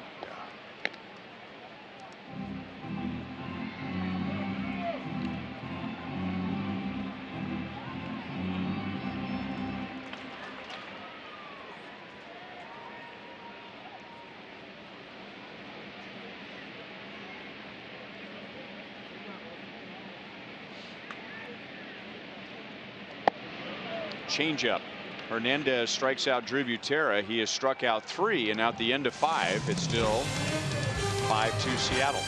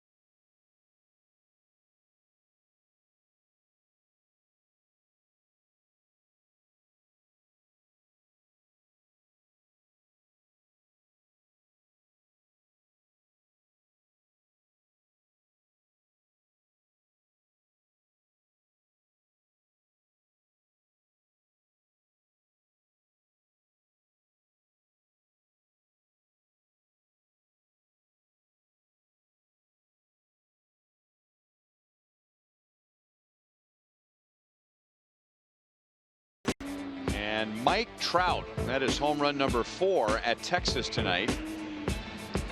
And the Angels lead big. They have a 9-1 lead in that game. They'll be here Thursday for a 4-game series. So they're on their way to their 9th victory of the year. Houston is already 9-2 in the West. We were just talking about this at the beginning of our broadcast last night. Just about everybody, not everybody, but just about everybody is picking Houston to win the West again. Some have picked the Angels, and who would have ever thought that Mike Trout might not be the biggest story for the Angels this year? Yeah, and future Hall of Famer Albert Pujols, you didn't even hear about him. Shohei Ohtani, he is scheduled to pitch the Sunday game, we think. The Angels will be here Thursday night, Friday night, Saturday night, and Sunday afternoon. Blaine Boyer was on for the final out of the 5th inning in relief of Eric Skoglund, and he was pitching to Taylor Motter when Mike Margema was caught stealing by Drew Butera. So Motter leads off the 6th, then D. Gordon and Gene Segura. Seattle got 5 runs on 6 hits against Eric Skoglund in 4 2/3 innings. Motter is on with a leadoff walk.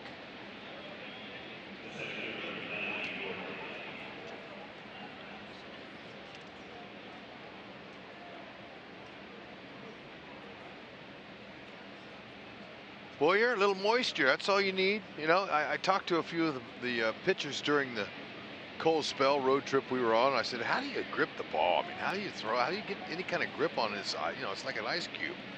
A little moisture.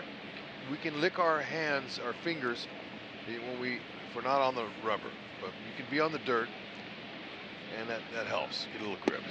That and a little rosin bag in the back of the mound. You see, along with a cleat cleaner. There's D. Gordon. 0 for 2, but when you got hit by a pitch, he ripped off a couple bags.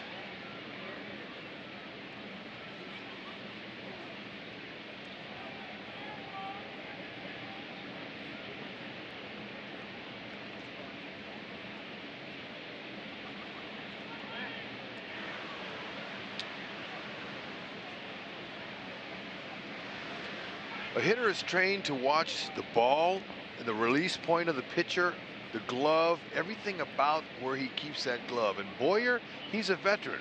He's been around, played pitch for a lot of teams, a lot of years. I like to watch him as he holds his hand up above his head as he's trying to get his grip. He's shaking his glove around a little bit, kind of keep the hitter guessing on as to what he's really gripping. What's the pitch? And even though there's no guarantee that you could hit whatever pitch you think is coming and you're right, you guess right, major leaguers have a better chance if they know it's coming. And Boyer looks like he's just challenging guys with sinkers.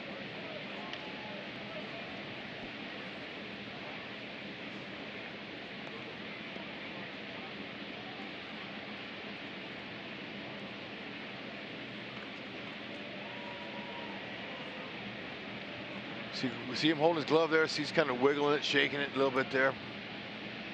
That's kind of to get the hitter off. Get him off of anything he might be thinking.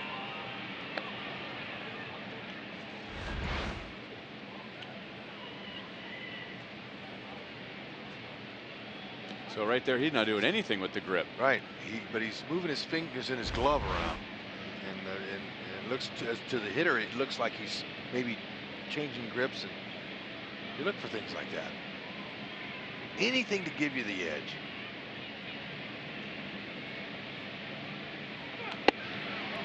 Nice. Gordon is down on strikes. Yeah, he took a little off. That was a wow. Good pitch by Boyer. Nice slider.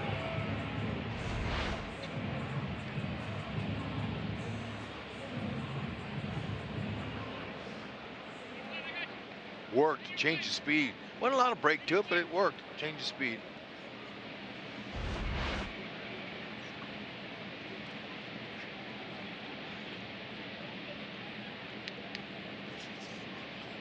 And now Segura with a runner at first and one out.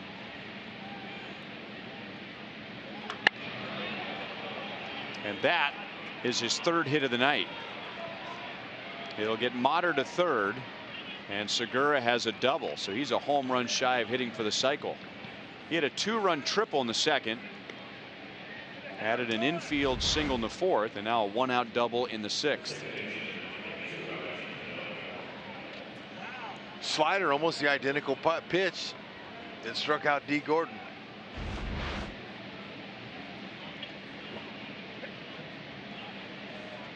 And now the Royals will issue a no pitch intentional walk to Robinson Cano. He's on for a fourth time, setting up a righty and a force at any base for Mitch Haniger. Boyer was communicating with the catcher Drew Butera just now, saying, all right, if I get a comebacker, I'm coming to home. Got to know what you're going to do with the ball before it's pitched, if it comes to you.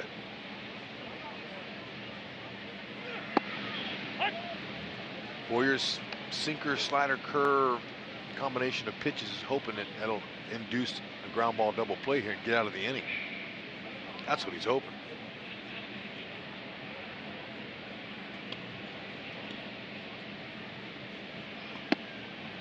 And now it's 0-2. That was the count on Haniger in the first inning. And then he beat the shift with a wide open right side. He hit a ground ball away from the shift and drove in a run, and then he hit into the shift in the second inning.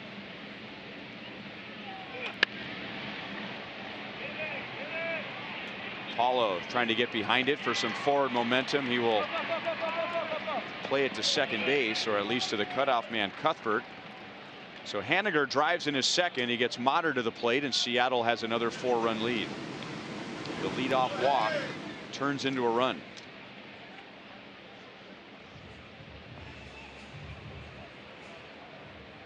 Now Ned Yost, he has a lefty ready in the bullpen, and Kyle Seager's coming to the plate. I think Ned's just waiting for Seager to be officially announced into the game. He had come out of the dugout.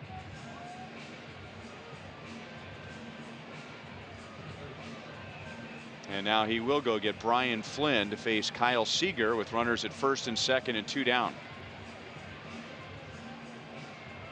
Brian Flynn has a Chevy call to the bullpen.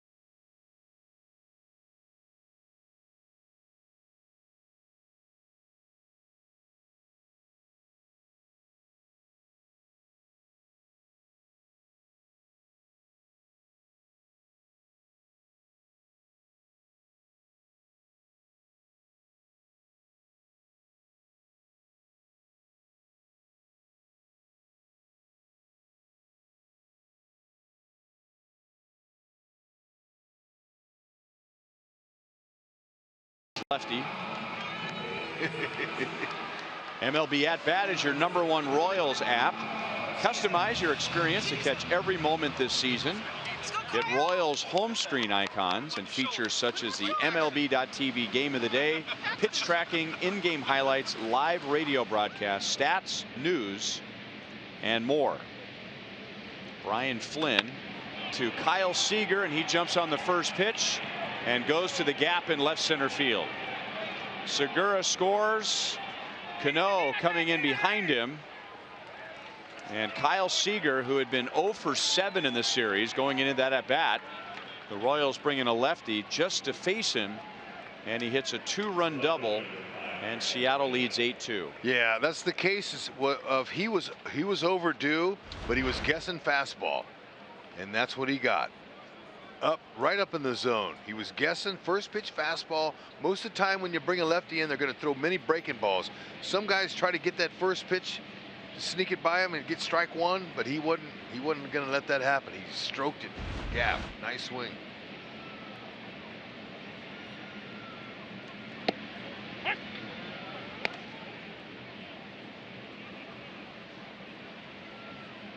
Seager, in his first 6 at-bats, just wasn't swinging at strikes. He was swinging at pitches out of the strike zone. Then his last time up, facing Skoglund, he hit it sharply on the ground to Merrifield. That was the first time he had a good swing at a pitch in the strike zone, and that carried over into this at-bat. Yeah, he's a great hitter. A lot of power.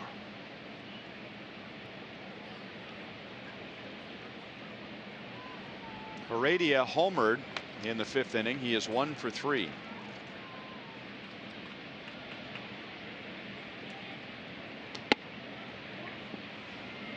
Flynn pitched last night in a blowout game. He came on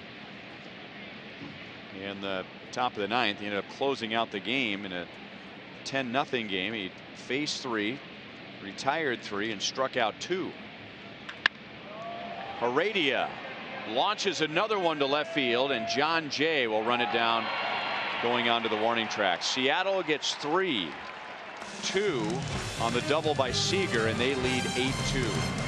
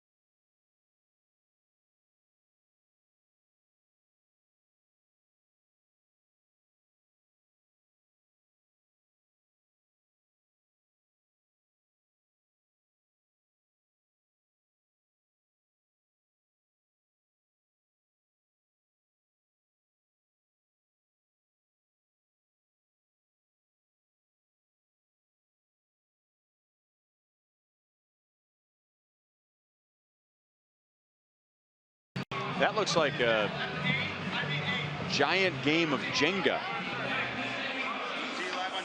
being played out in left field. That's what it looks like. Well, the Royals are down by 6. It's our Sonic Slam inning. Our contestant is Tamrat Abira from Olathe. If the Royals hit a home run out of the park in this inning, Tamrat will win $900.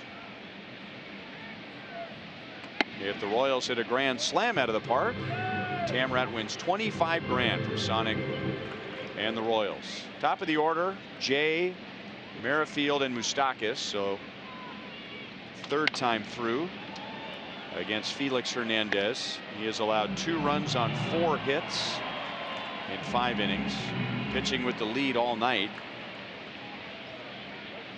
The Royals got a 2-run home run from Mike Moustakas back in the 4th inning. And now John Jay lines it to right field. That's up against a chain link fence. John Jay is 1 for 3.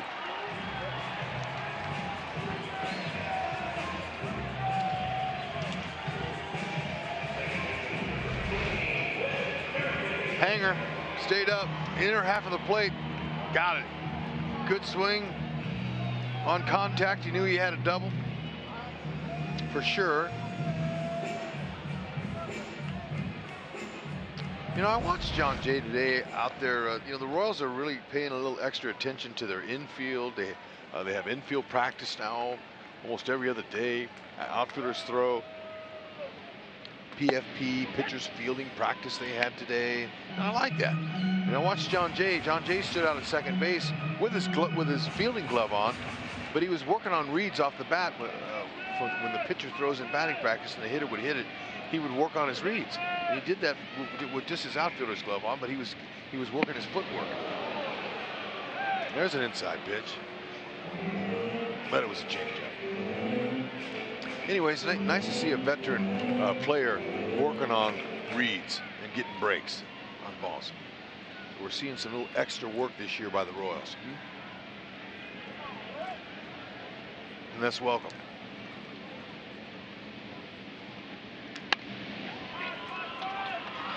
Segura will throw out Witt with the big lead. Jay goes to third. And Witt is 2 out of 3. Okay, just like I'm talking about.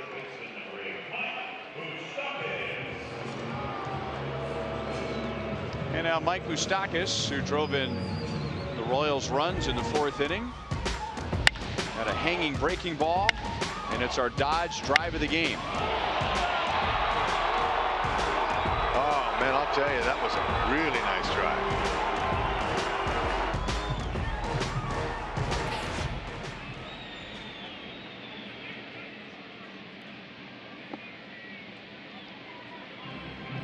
Moose gets hot with it and finds that home run swing. He could run a few out of the yard here in a row. Get hot. Once you start feeling that home run swing and you catch one, especially last night, that pitch that Motter threw was a little changeup that was down and away, and he just lifted it. Back through the middle, and Moustakas is driven in 3.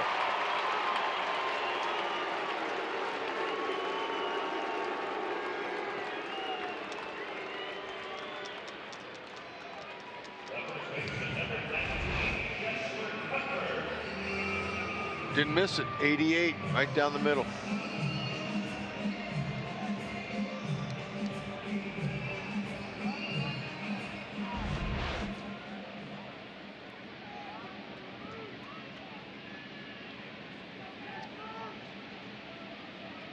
So he's driven in 6 in the series.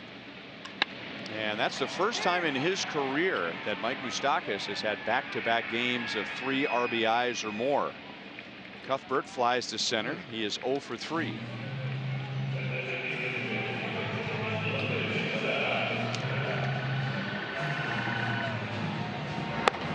Mark Zepchinski, the veteran lefty, and Dan Altavilla are ready to go in the Mariners bullpen. Felix Hernandez is at 85 pitches.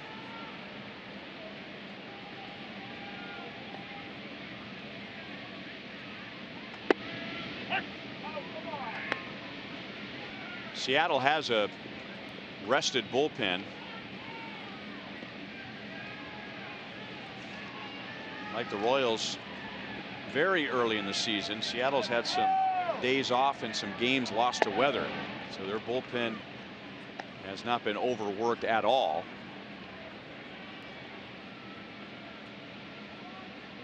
And just like the Royals last night really needed a game where they would break out on offense, Seattle really needs a game where they pitch well.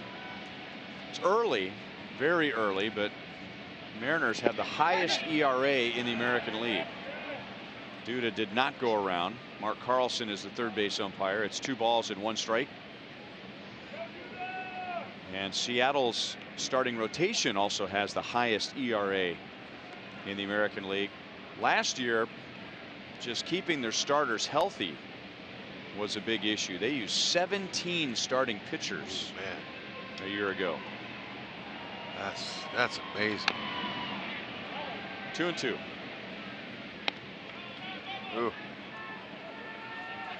Angels, you know, that are coming into town, they're having some issues with their starting staff. They got a few guys that are getting hurt already, or with their 6-man rotation.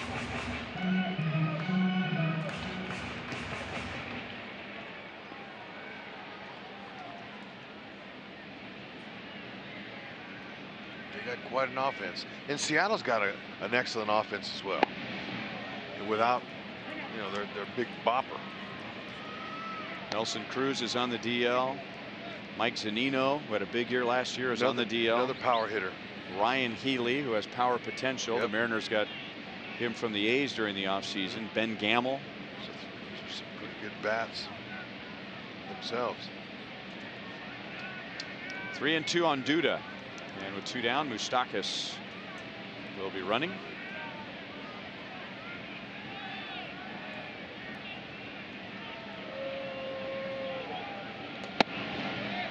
Duda is on with 2 outs. That's the first walk allowed by Felix Hernandez. He is at 91 pitches. Jorge Soler is coming up. Scott Service is coming out, and he wants the righty Altavilla.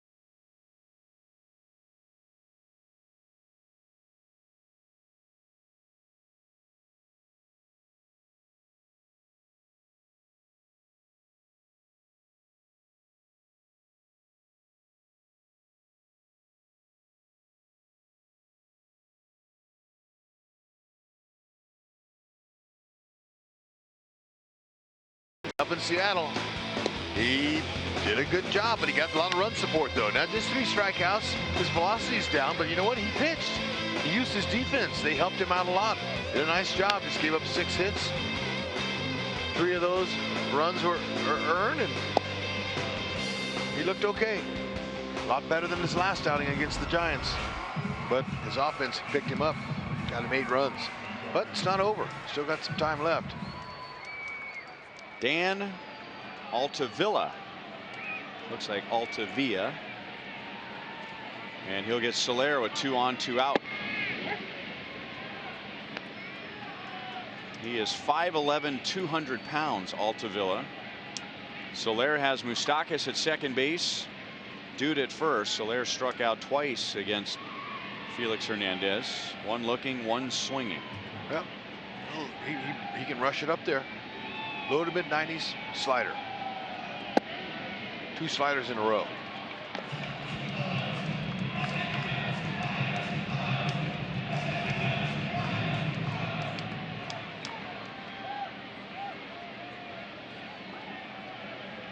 See if Soler, 1 swing of the bat, can get him back in it here.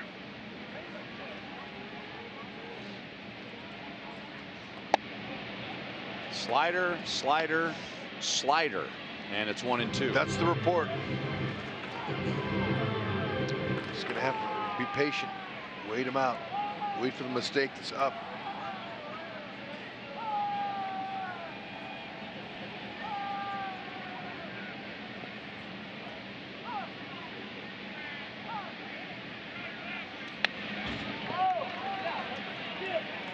Still 1-2.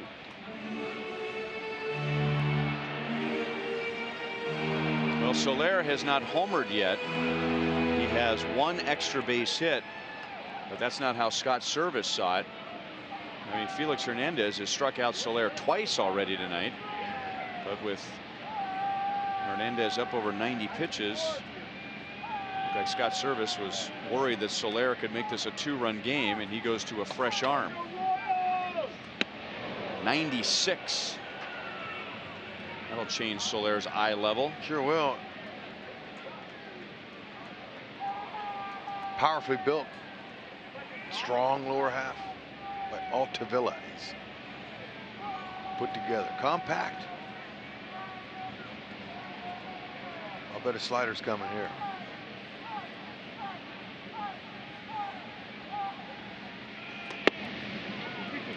Three and two.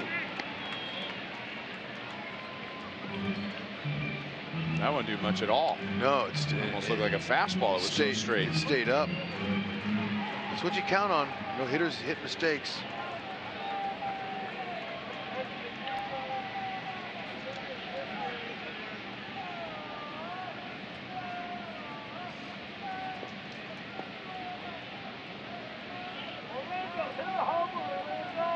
Royals don't have a lot of speed on the base paths right now, so they'll get the added advantage with the runners going with 2 down.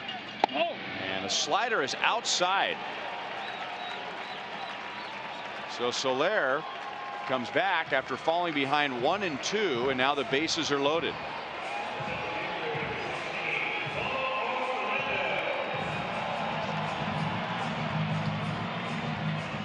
And now Paulo Orlando, who has a grand slam in his career, comes up in the Sonic Slam inning.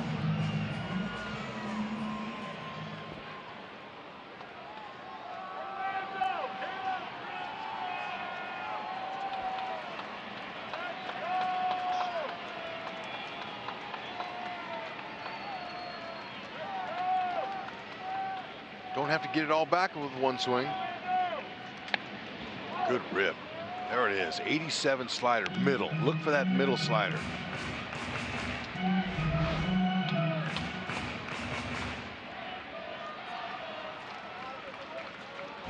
Good swing, just missed it.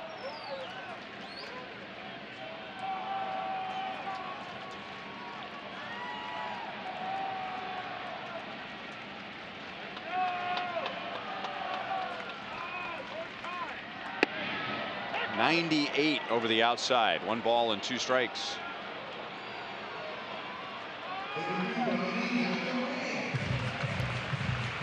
Paulo's grand slam was a walk-off grand slam and a double header against Tampa Bay in 2015 against Brad Boxberger. He said that was the first grand slam of his life at any level. 1-2. Felix Hernandez gave up a double to John Jay with 1 out, a single to Mike Moustakas that drove in a run. With 2 down, Hernandez walked Lucas Duda, and then Scott Service went to his bullpen. Altavilla was ahead of Soler 1-2, but Jorge walked, and now it's 1-2 on Paulo Orlando. 2 balls, 2 strikes. Okay, you know, if the Royals can get any kind of hit here and put a little pressure on Altavilla, they could be in business. Altavilla looks like he's guiding the ball up there a little bit. He's missed it with a couple of those sliders that are 87, 88 that are right there. Good hitting speed.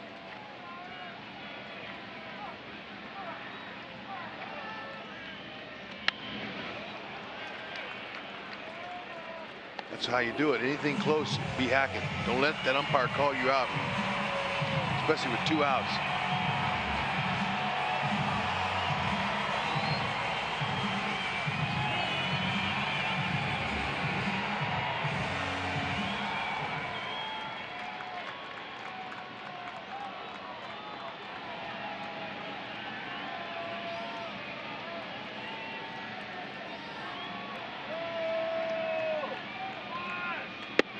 Fastball at 97 got him.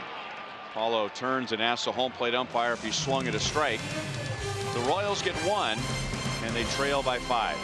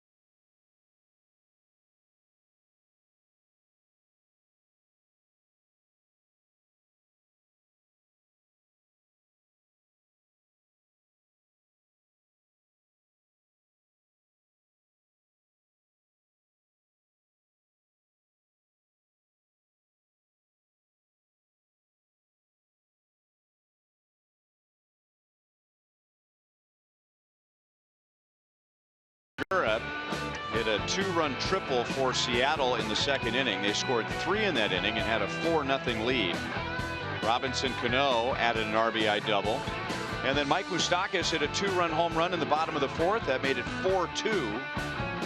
Guillermo Heredia homered in the 5th to make it 5-2. And then Seattle got a sac fly from Haniger and that 2-run double from Kyle Seager to make it 8-2. The Royals just got a run in the bottom of the 6th. And it is 8-3 to the top of the 7th. Brian Flynn came on to face Seager. And on Brian's first pitch, Seager hit the 2-run double. Then Heredia flied out. And now Flynn will get Vogelback, Marjama, and Motter.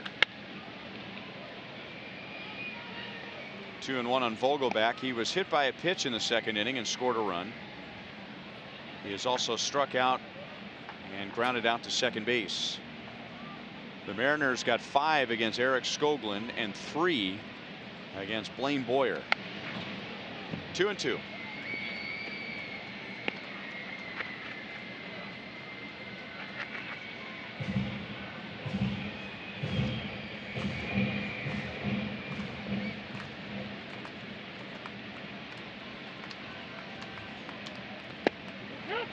That was a swing. 1 down in the 7th. Hey parents, sign your kids up for Sluggers Blue Crew to get your little ones geared up for baseball season. Memberships include a Blue Crew jersey, flat bill snapback cap, drawstring bag, 2 compression sleeves, 2 home game ticket vouchers, and much more. Membership is just $30. Sign up at royals.com/Blue Crew.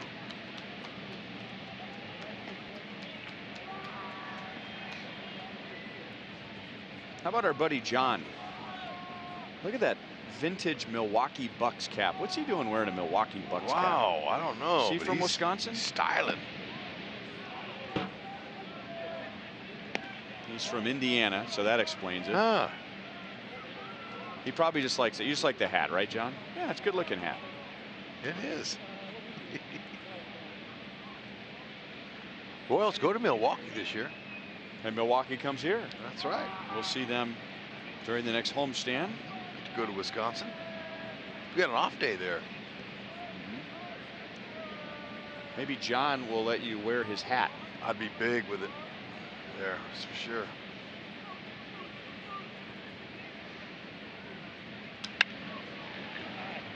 Shallow right. Marjama is out, 2 away in the 7th inning.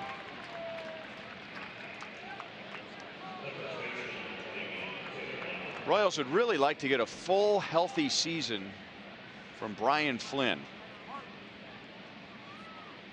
Remember, he had that scary off-season accident when he fell through the roof of his barn during the offseason, broke some ribs, had a lumbar fracture, worked his way back to get to the Royals in August last year, and then after a game had a left groin strain. The Royals love his arm and his size. He is 6'7". Soler runs it down in right center field to help out Brian Flynn. So Taylor Motter is out, and so are the Mariners in order in the top of the 7th inning. Nice running catch.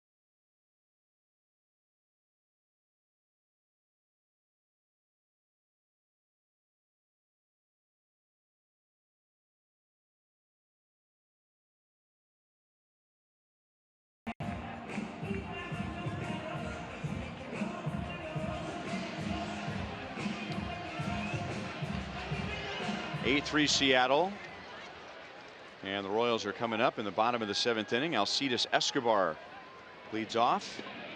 Esky has a triple this year, which was good for $1,000. Every time the Royals hit a triple, the Kansas City Honda dealers will make a $1,000 donation to the Kansas City MLB Urban Youth Academy. Escobar has a triple. John Jay and Mike Moustakas have all helped contribute $1,000 to the Urban Youth Academy. Tonight, Esky is flied to center and grounded into a double play, facing Dan Altavilla, who got the last out of the 6th inning for Felix Hernandez, and he created a bases loaded situation by walking Jorge Soler and was able to strike out Paulo Orlando. Showed some pretty good stuff. Now he missed with a few sliders, but you know, not every pitcher is perfect. That's what hitters, well, that's why they have an average at all. But he's firm. I mean, I have mid 90s, but we saw some 97, 98s. It's a little mid to upper there.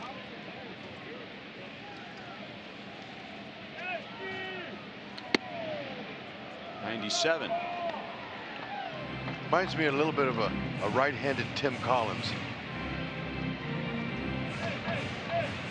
Collins maybe wasn't quite that is girthy, but I don't think Collins is in. Is he in anymore? Is he pitching in the big leagues? Washington. Look at that hit.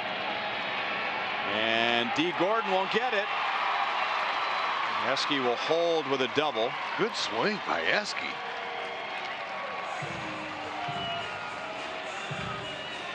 He let Altavilla supply the power there. He just put a good easy swing on it.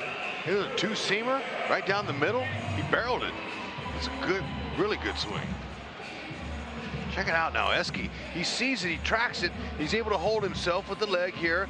Okay, gets a nice little back leg bend. He catches it out front. That's how he pulled it. Very nice.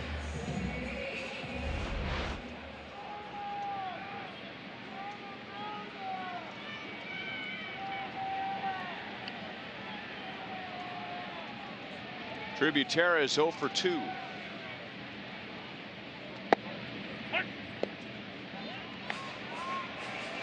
Against Felix Hernandez, Drew flied to right and struck out swinging.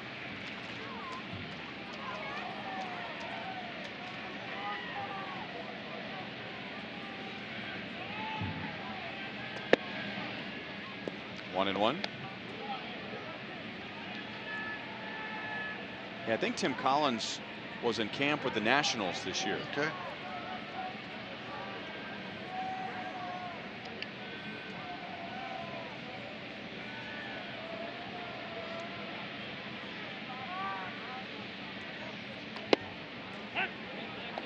Drew thought that pitch was outside, and in a respectful way bowed his head and looked at the ground as he discussed that call with the home plate umpire Brian Knight.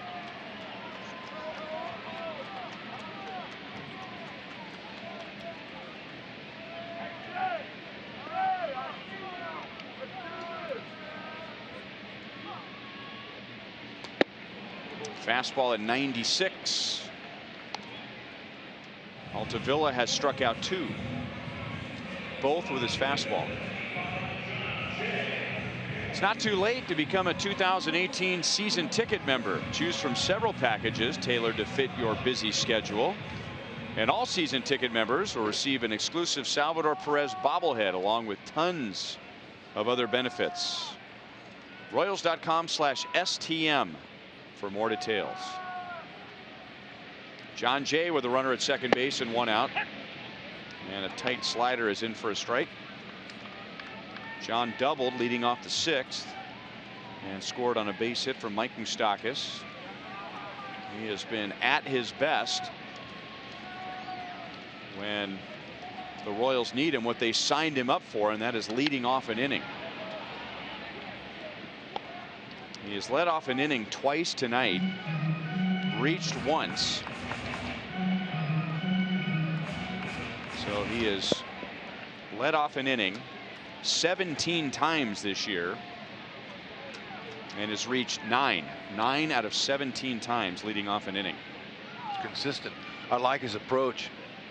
That's a .529 on base percentage.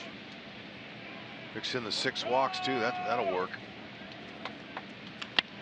Hard hit, but right to Segura.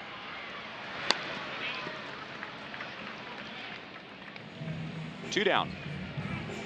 Yep. There's Terry Bradshaw, Royals hitting coach for the first year this year at the major league level. And I was asking him before the game about John Jay's approach and how really how good he looks. And he used the word professional. He's a real professional hitter. I said, you're right. That's exactly what describes him. I said, how's he learn to play discipline? And he looks really crisp, like he's on a lot of pitches. He says he comes in early and studies video of that ninth pitcher. Studies a lot of video, watches the pitcher, knows the tendencies, and that helps. You could study. He's not looking at his swing. He's looking at the opposing pitcher, and I think that's really good. That's one of the reasons why he's as sharp as he is.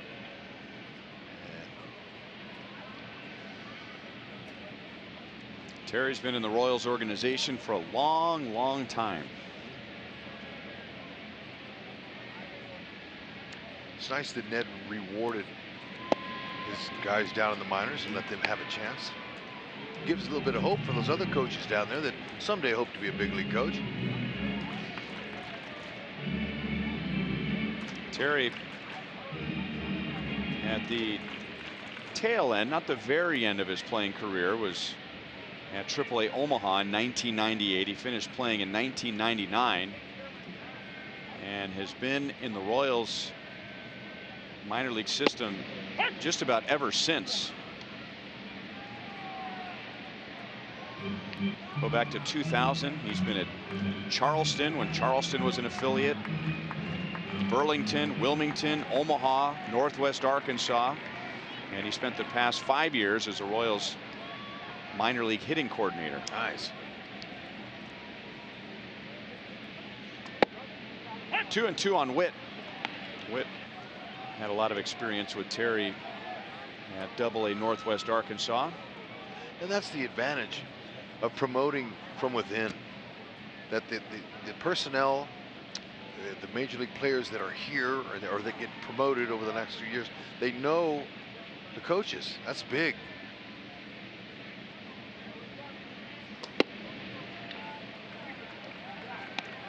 All the promotions were from within this past off season. Cal Eldred, second from the left, talking to John Jay. He was in the Royals organization already when he was named pitching coach. Vance Wilson, the new bullpen coach, was the AA manager. Terry Bradshaw, Dale Swaim went from hitting coach to bench coach. Of course, Mitch Meyer got here at the end of the year last year. Been in the Royals system for a while after playing in the Royals organization. Former first-round pick. All promoted from within. It's outstanding.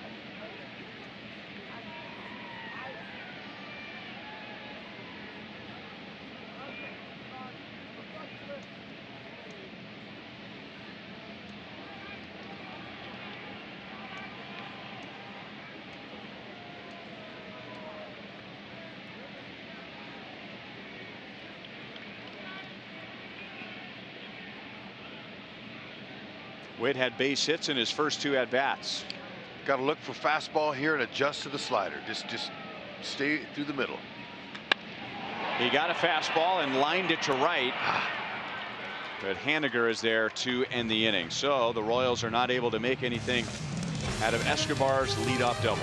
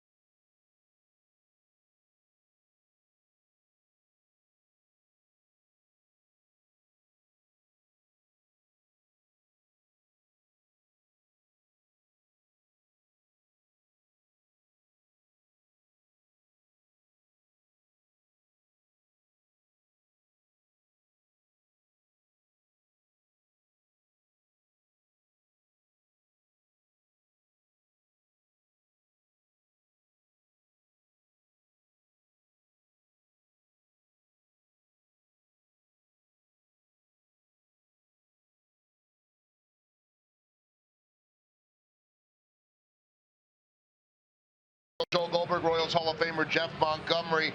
Tough to judge Eric Skoglund. He hadn't pitched in 3.5 weeks, so how do you evaluate? Well, you really never know what you're going to get when a guy has that long of a layoff. He's making his first appearance of the season, did not go well. Fought his command a lot, had 3 hit by pitches, had 2 walks, 4 runs in the first 2 innings. Tough to recover from. We'll talk more about that here from Ned Yost and much more coming up on Boulevard Royals Live. And yes, Ryan, those are a couple of big Jenga games right next to us. New edition. Well, jump in there. Go play. Hey, come on. Yeah. Jenga.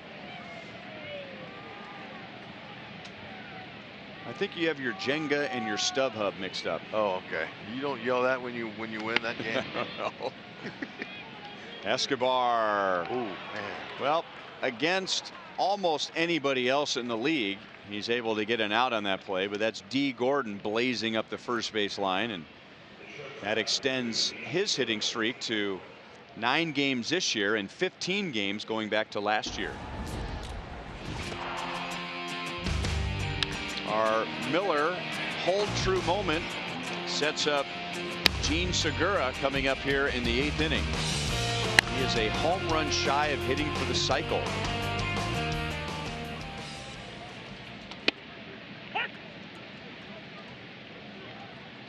He hit a 2-run triple in the 2nd inning. He reached with an infield single in the 4th, and then a double in the 6th. Adrian Beltre, who was one of our trivia answers last night. We were talking about members of the 3,000 hit club who played with the Mariners at some point in their career, and I think that was the first one you came up with. Adrian Beltre.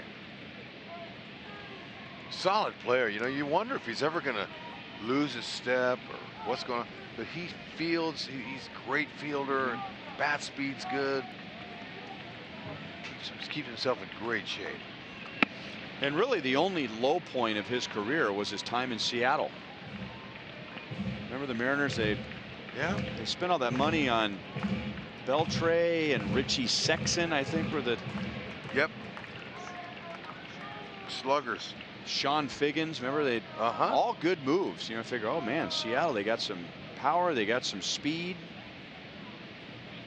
And Adrian Beltre, who came up as a very young player in the Dodgers organization, I remember he had a huge year in his final year at the Dodgers, setting him up perfectly for free agency. It just didn't go well in Seattle, and then he went to Boston and played well, and then now he's been with Texas since 2011.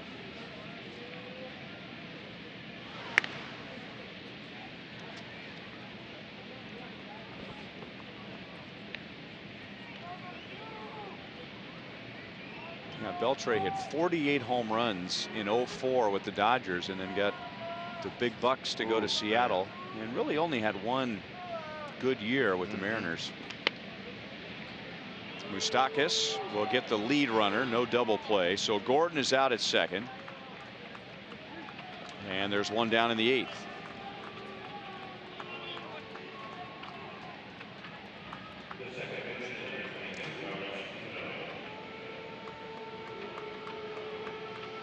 Robinson Cano still hears some boos when he comes back to Kansas City, and that all goes back to the All-Star game in 2012 when Cano told the baseball world, but in particular Royals fans, that as captain of the Home Run Derby, if there was a legitimate Royals candidate, that he'd pick him to the Home Run Derby team, and ended up leaving Billy Butler out of the home run competition.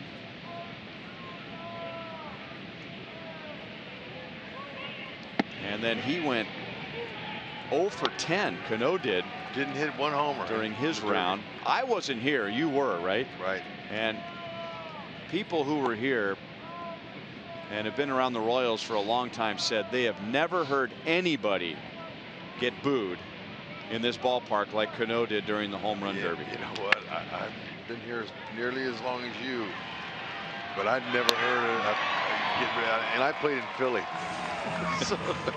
So loudest boo anywhere, not just here in KC. Now the fans have something to cheer about.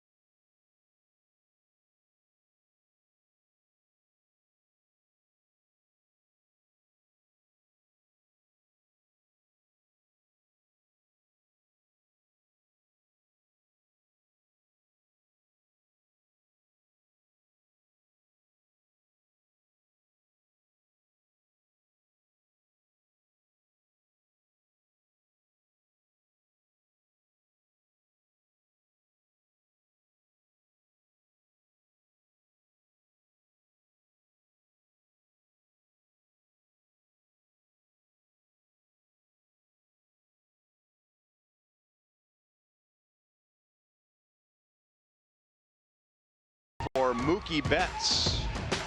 He had 4 hits, 4 RBIs, and 5 runs scored. And the Boston Red Sox, after losing their first game of the season, they have won 9 in a row after beating the Yankees of all teams at Fenway Park 14-1. Pounded the Bombers. This is James Pazos on for the bottom of the 8th inning. Yep, in his 2 innings of work this year, things haven't worked out for him. It's early. Fastball, slider, change. Another hard thrower. He's a left-hander. 6'2", 235.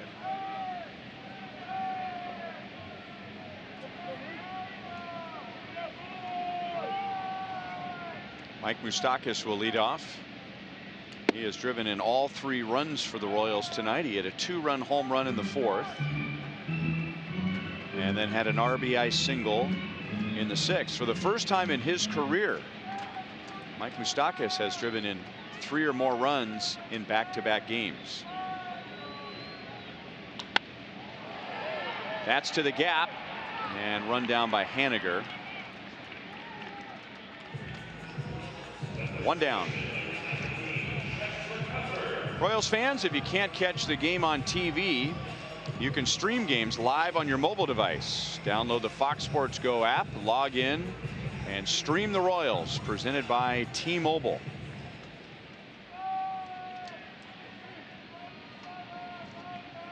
There you go. Streaming the Royals right there next to a guy with a Seattle Seahawks jersey. There's a few Mariners fans here. Aye. That may be the answer to 6 Mariners being hit in the first 2 games of the series. No bad intent. No, may, but it's hard to tell. But lots of pitchers will try to move the hitter's feet. Literally, he moved Cuthbert's there. In a 5-run game with 1 out and nobody on in the 8th inning. It's a good time to get somebody. But, you know.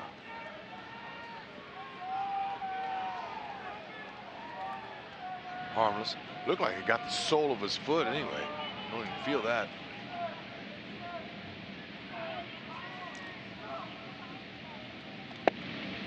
Fastball for a strike to Lucas Duda. He has walked and flied to left twice, so he's gone the other way. The league continues to shift on him. He had quite a few hits and extra base hits in spring training, going to left field and left center field. Yeah, I had heard that. I didn't get to see as many games as you did.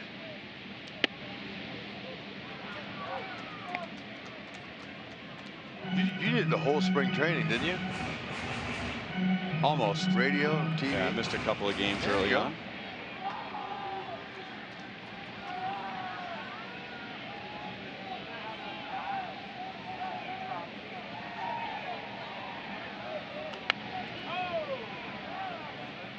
One and 2.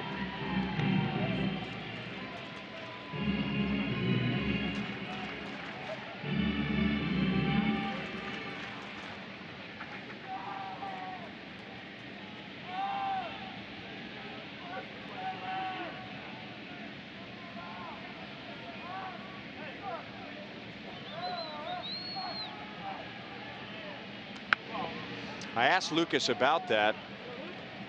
Was that by design? Hits the other way, and he said yes and no. The yes part was that he wants to constantly grow and evolve as a hitter. Never wants to feel like he's got it all figured out, or this is the type of hitter I am. So if he gets pitches that he can hit up the middle and go the other way, he wants to do that. The no part was, as Pazos is pitching him inside, I mean, if they're going to pitch him inside, he's going to pull the ball. He's not going to try and hit the ball to the opposite field. And then Pazos nails the outside corner and strikes him out. Great location there, 95. You're right. That's. But so far, watching Duda every day in the big leagues, the games he's played, they're trying to beat him inside. They don't want him to get extended. I think, you know, spring training is scouted as well, and I think a lot of teams saw the same thing you did. Saw him getting base hits to the opposite field, and they're saying, you know what, better off trying to pitch him in. until you lay off it or you start pulling them and hit a few homers, and then they'll start changing. And if they start changing, he wants to have the ability to adjust to that and not try and pull everything. Right, and that's how this game evolves. You know, you have to be able to have the ability to make adjustments. No question.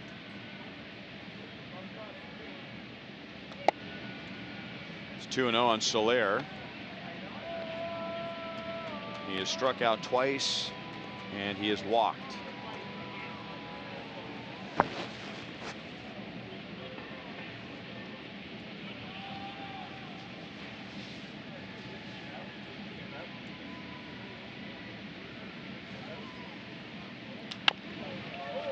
Chopped out to Segura. High throw. The tag was applied and Soler is out. But Soler thinks that his foot was on the bag when Motter applied the tag. The Royals will take another look. Gene Segura saying, wow, I owe you some lunch for making that play. Coming off the bag and applying the tag, he's out. Great play by Motter.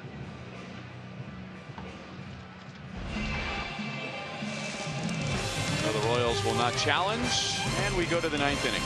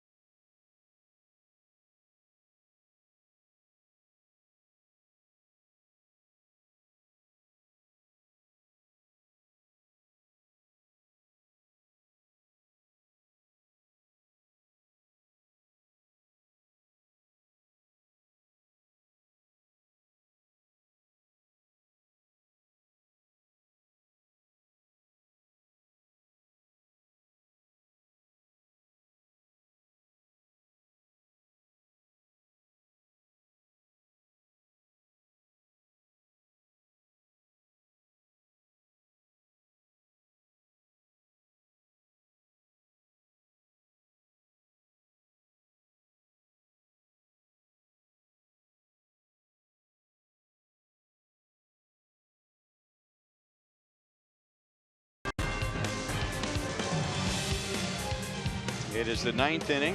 The Royals blew out the Mariners last night 10-0, and now Seattle takes a 5-run lead into the 9th. Bert Smith will pitch for the first time since opening day.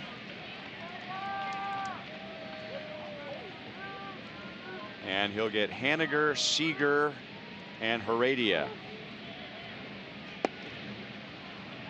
Down and away with 95 to Haniger. Haniger's driven in 2 of Seattle's 8 runs. He's got a nice arm. So a little bit like Skoglund, hadn't pitched in a while. You'd hope he could find that zone. Down by 5. He's going to be throwing heaters in there.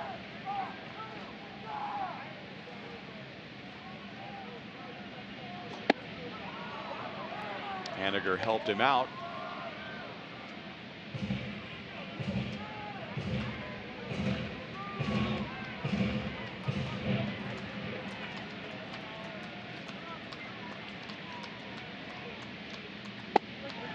Nasty breaking ball that locked up Haniger. 1 down.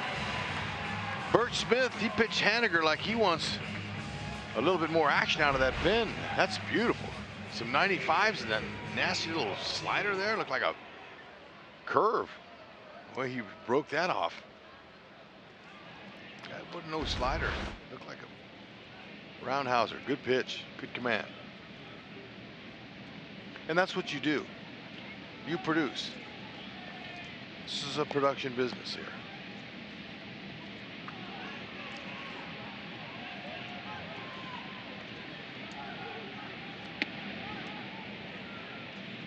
And not to mention, it's the show me state. Show me. Kyle Seager has driven in 2 tonight. Outside, 2 balls and no strikes.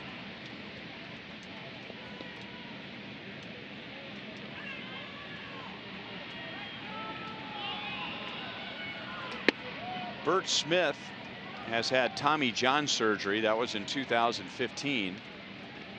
And yet at the same time, you could say he has a young arm. He really didn't start pitching full time until his senior season of high school. So he's had a major surgery, but doesn't have a lot of mileage on his arm.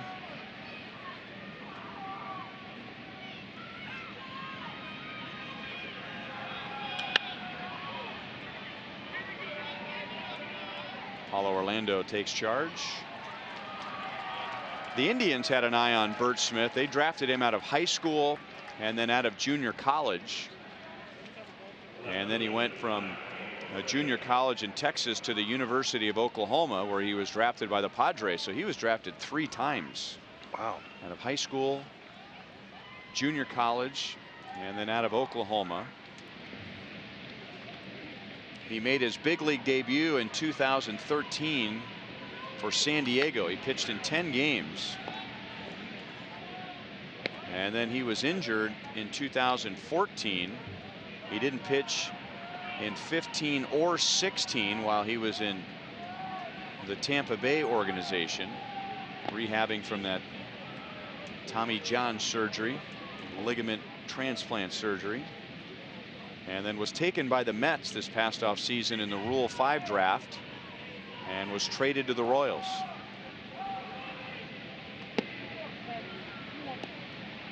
That was a buckler. Another nice curve.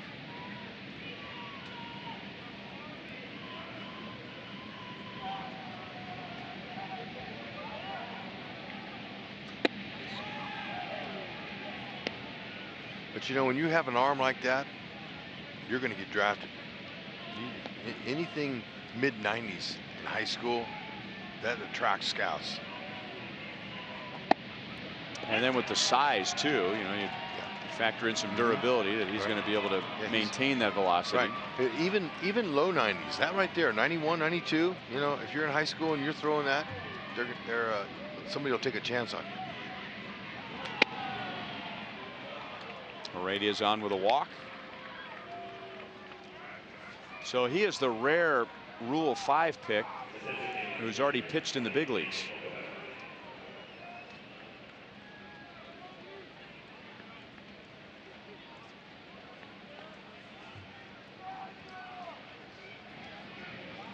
Daniel Vogelback is 0 for 3, but he was hit by a pitch back in the 2nd inning and scored a run.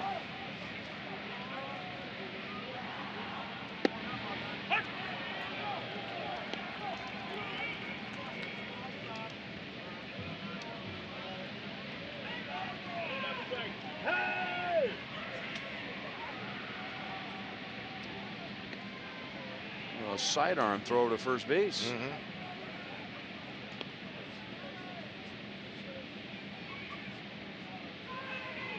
We are 2 batters away from Bert Smith facing Taylor Motter. Battle of the hair. Paulo has room. It's a home run in a lot of ballparks. Not here and not tonight. Inning over.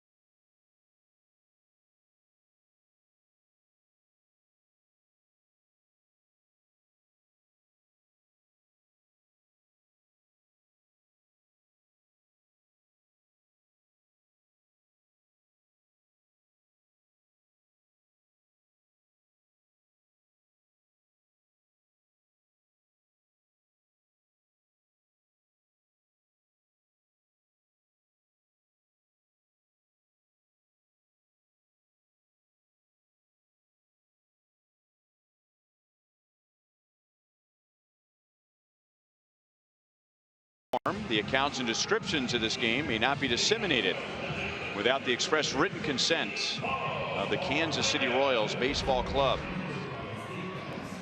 That's Bert Smith. I'm Ryan Lefevre with Rex Hudler, along with Joel Goldberg, Jeff Montgomery, our director Steve Kurtenbach, producer Kevin Cedergren, associate producers Al Broughton, Sam Abramson, Dave Holtzman. The producer of Royals Live is Casey Carter, and that is Edwin Diaz. He is 3 for 3 in save opportunities. Tonight he comes on with a 5-run lead, and we'll get Paulo Orlando, Alcides Escobar, and Drew Butera. He's got a live arm, that's for sure. He's struck out 8 of the 11 batters he's faced this year. You don't mess around. He comes right at you. Fastball, hard slider, 92 to 98. Needs a little work.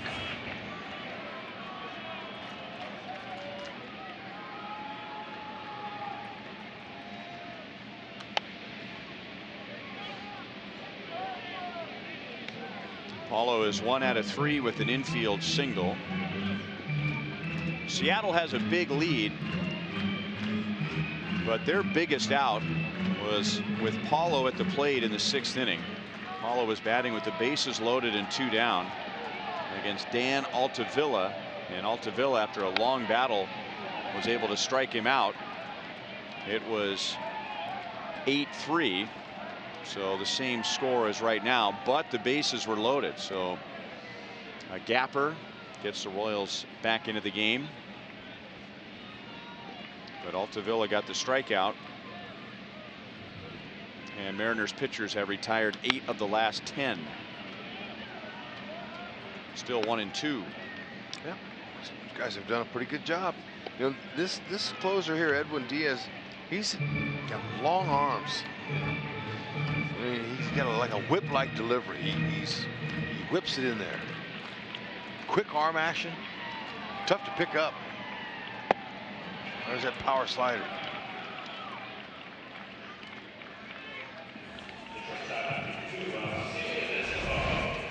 Check him out. Here comes. He's going to fling that glove at you in a funky fashion. Flings the glove.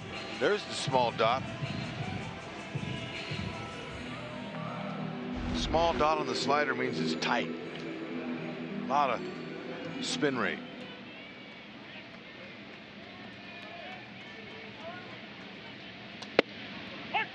.98 over the inside corner to Escobar. Esky is 1 for 3 with a double.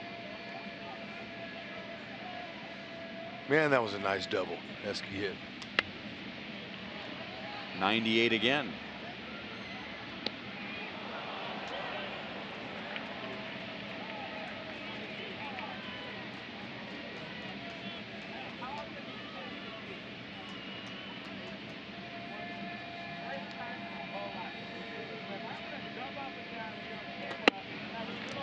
Again. 6'3", 165 pounds. And, you know, looking at him when he's pitching out of the stretch, it reminds me of a funny line I read about him. They were trying to put some weight on him. And the line was, when he stands sideways, you can't see him. So watch what he comes set. Yeah, see, he just disappears. Yeah, well, that fastball disappears. There's some 99 there. This is Abraham Almonte. The Royals picked him up off of waivers earlier in the week, and he was once a bright light with the Seattle Mariners. He has played with Seattle, San Diego, and Cleveland at the big league level. And there were just simply too many outfielders, healthy outfielders, for Cleveland, so that made him expendable. And so he was called up from AAA Omaha when Alex Gordon was placed on the disabled list earlier today. He's a good-looking athlete. He can run, play any of the outfield spots, switch hitter. Got some pop. Diaz is impressive in a non-save situation. Seattle evens a series at 1 game apiece. A couple of one-sided games. The Royals 10-0 last night. The Mariners 8-3 tonight. So that's our final. We'll wrap things up and get ready for the deciding game tomorrow when we come back.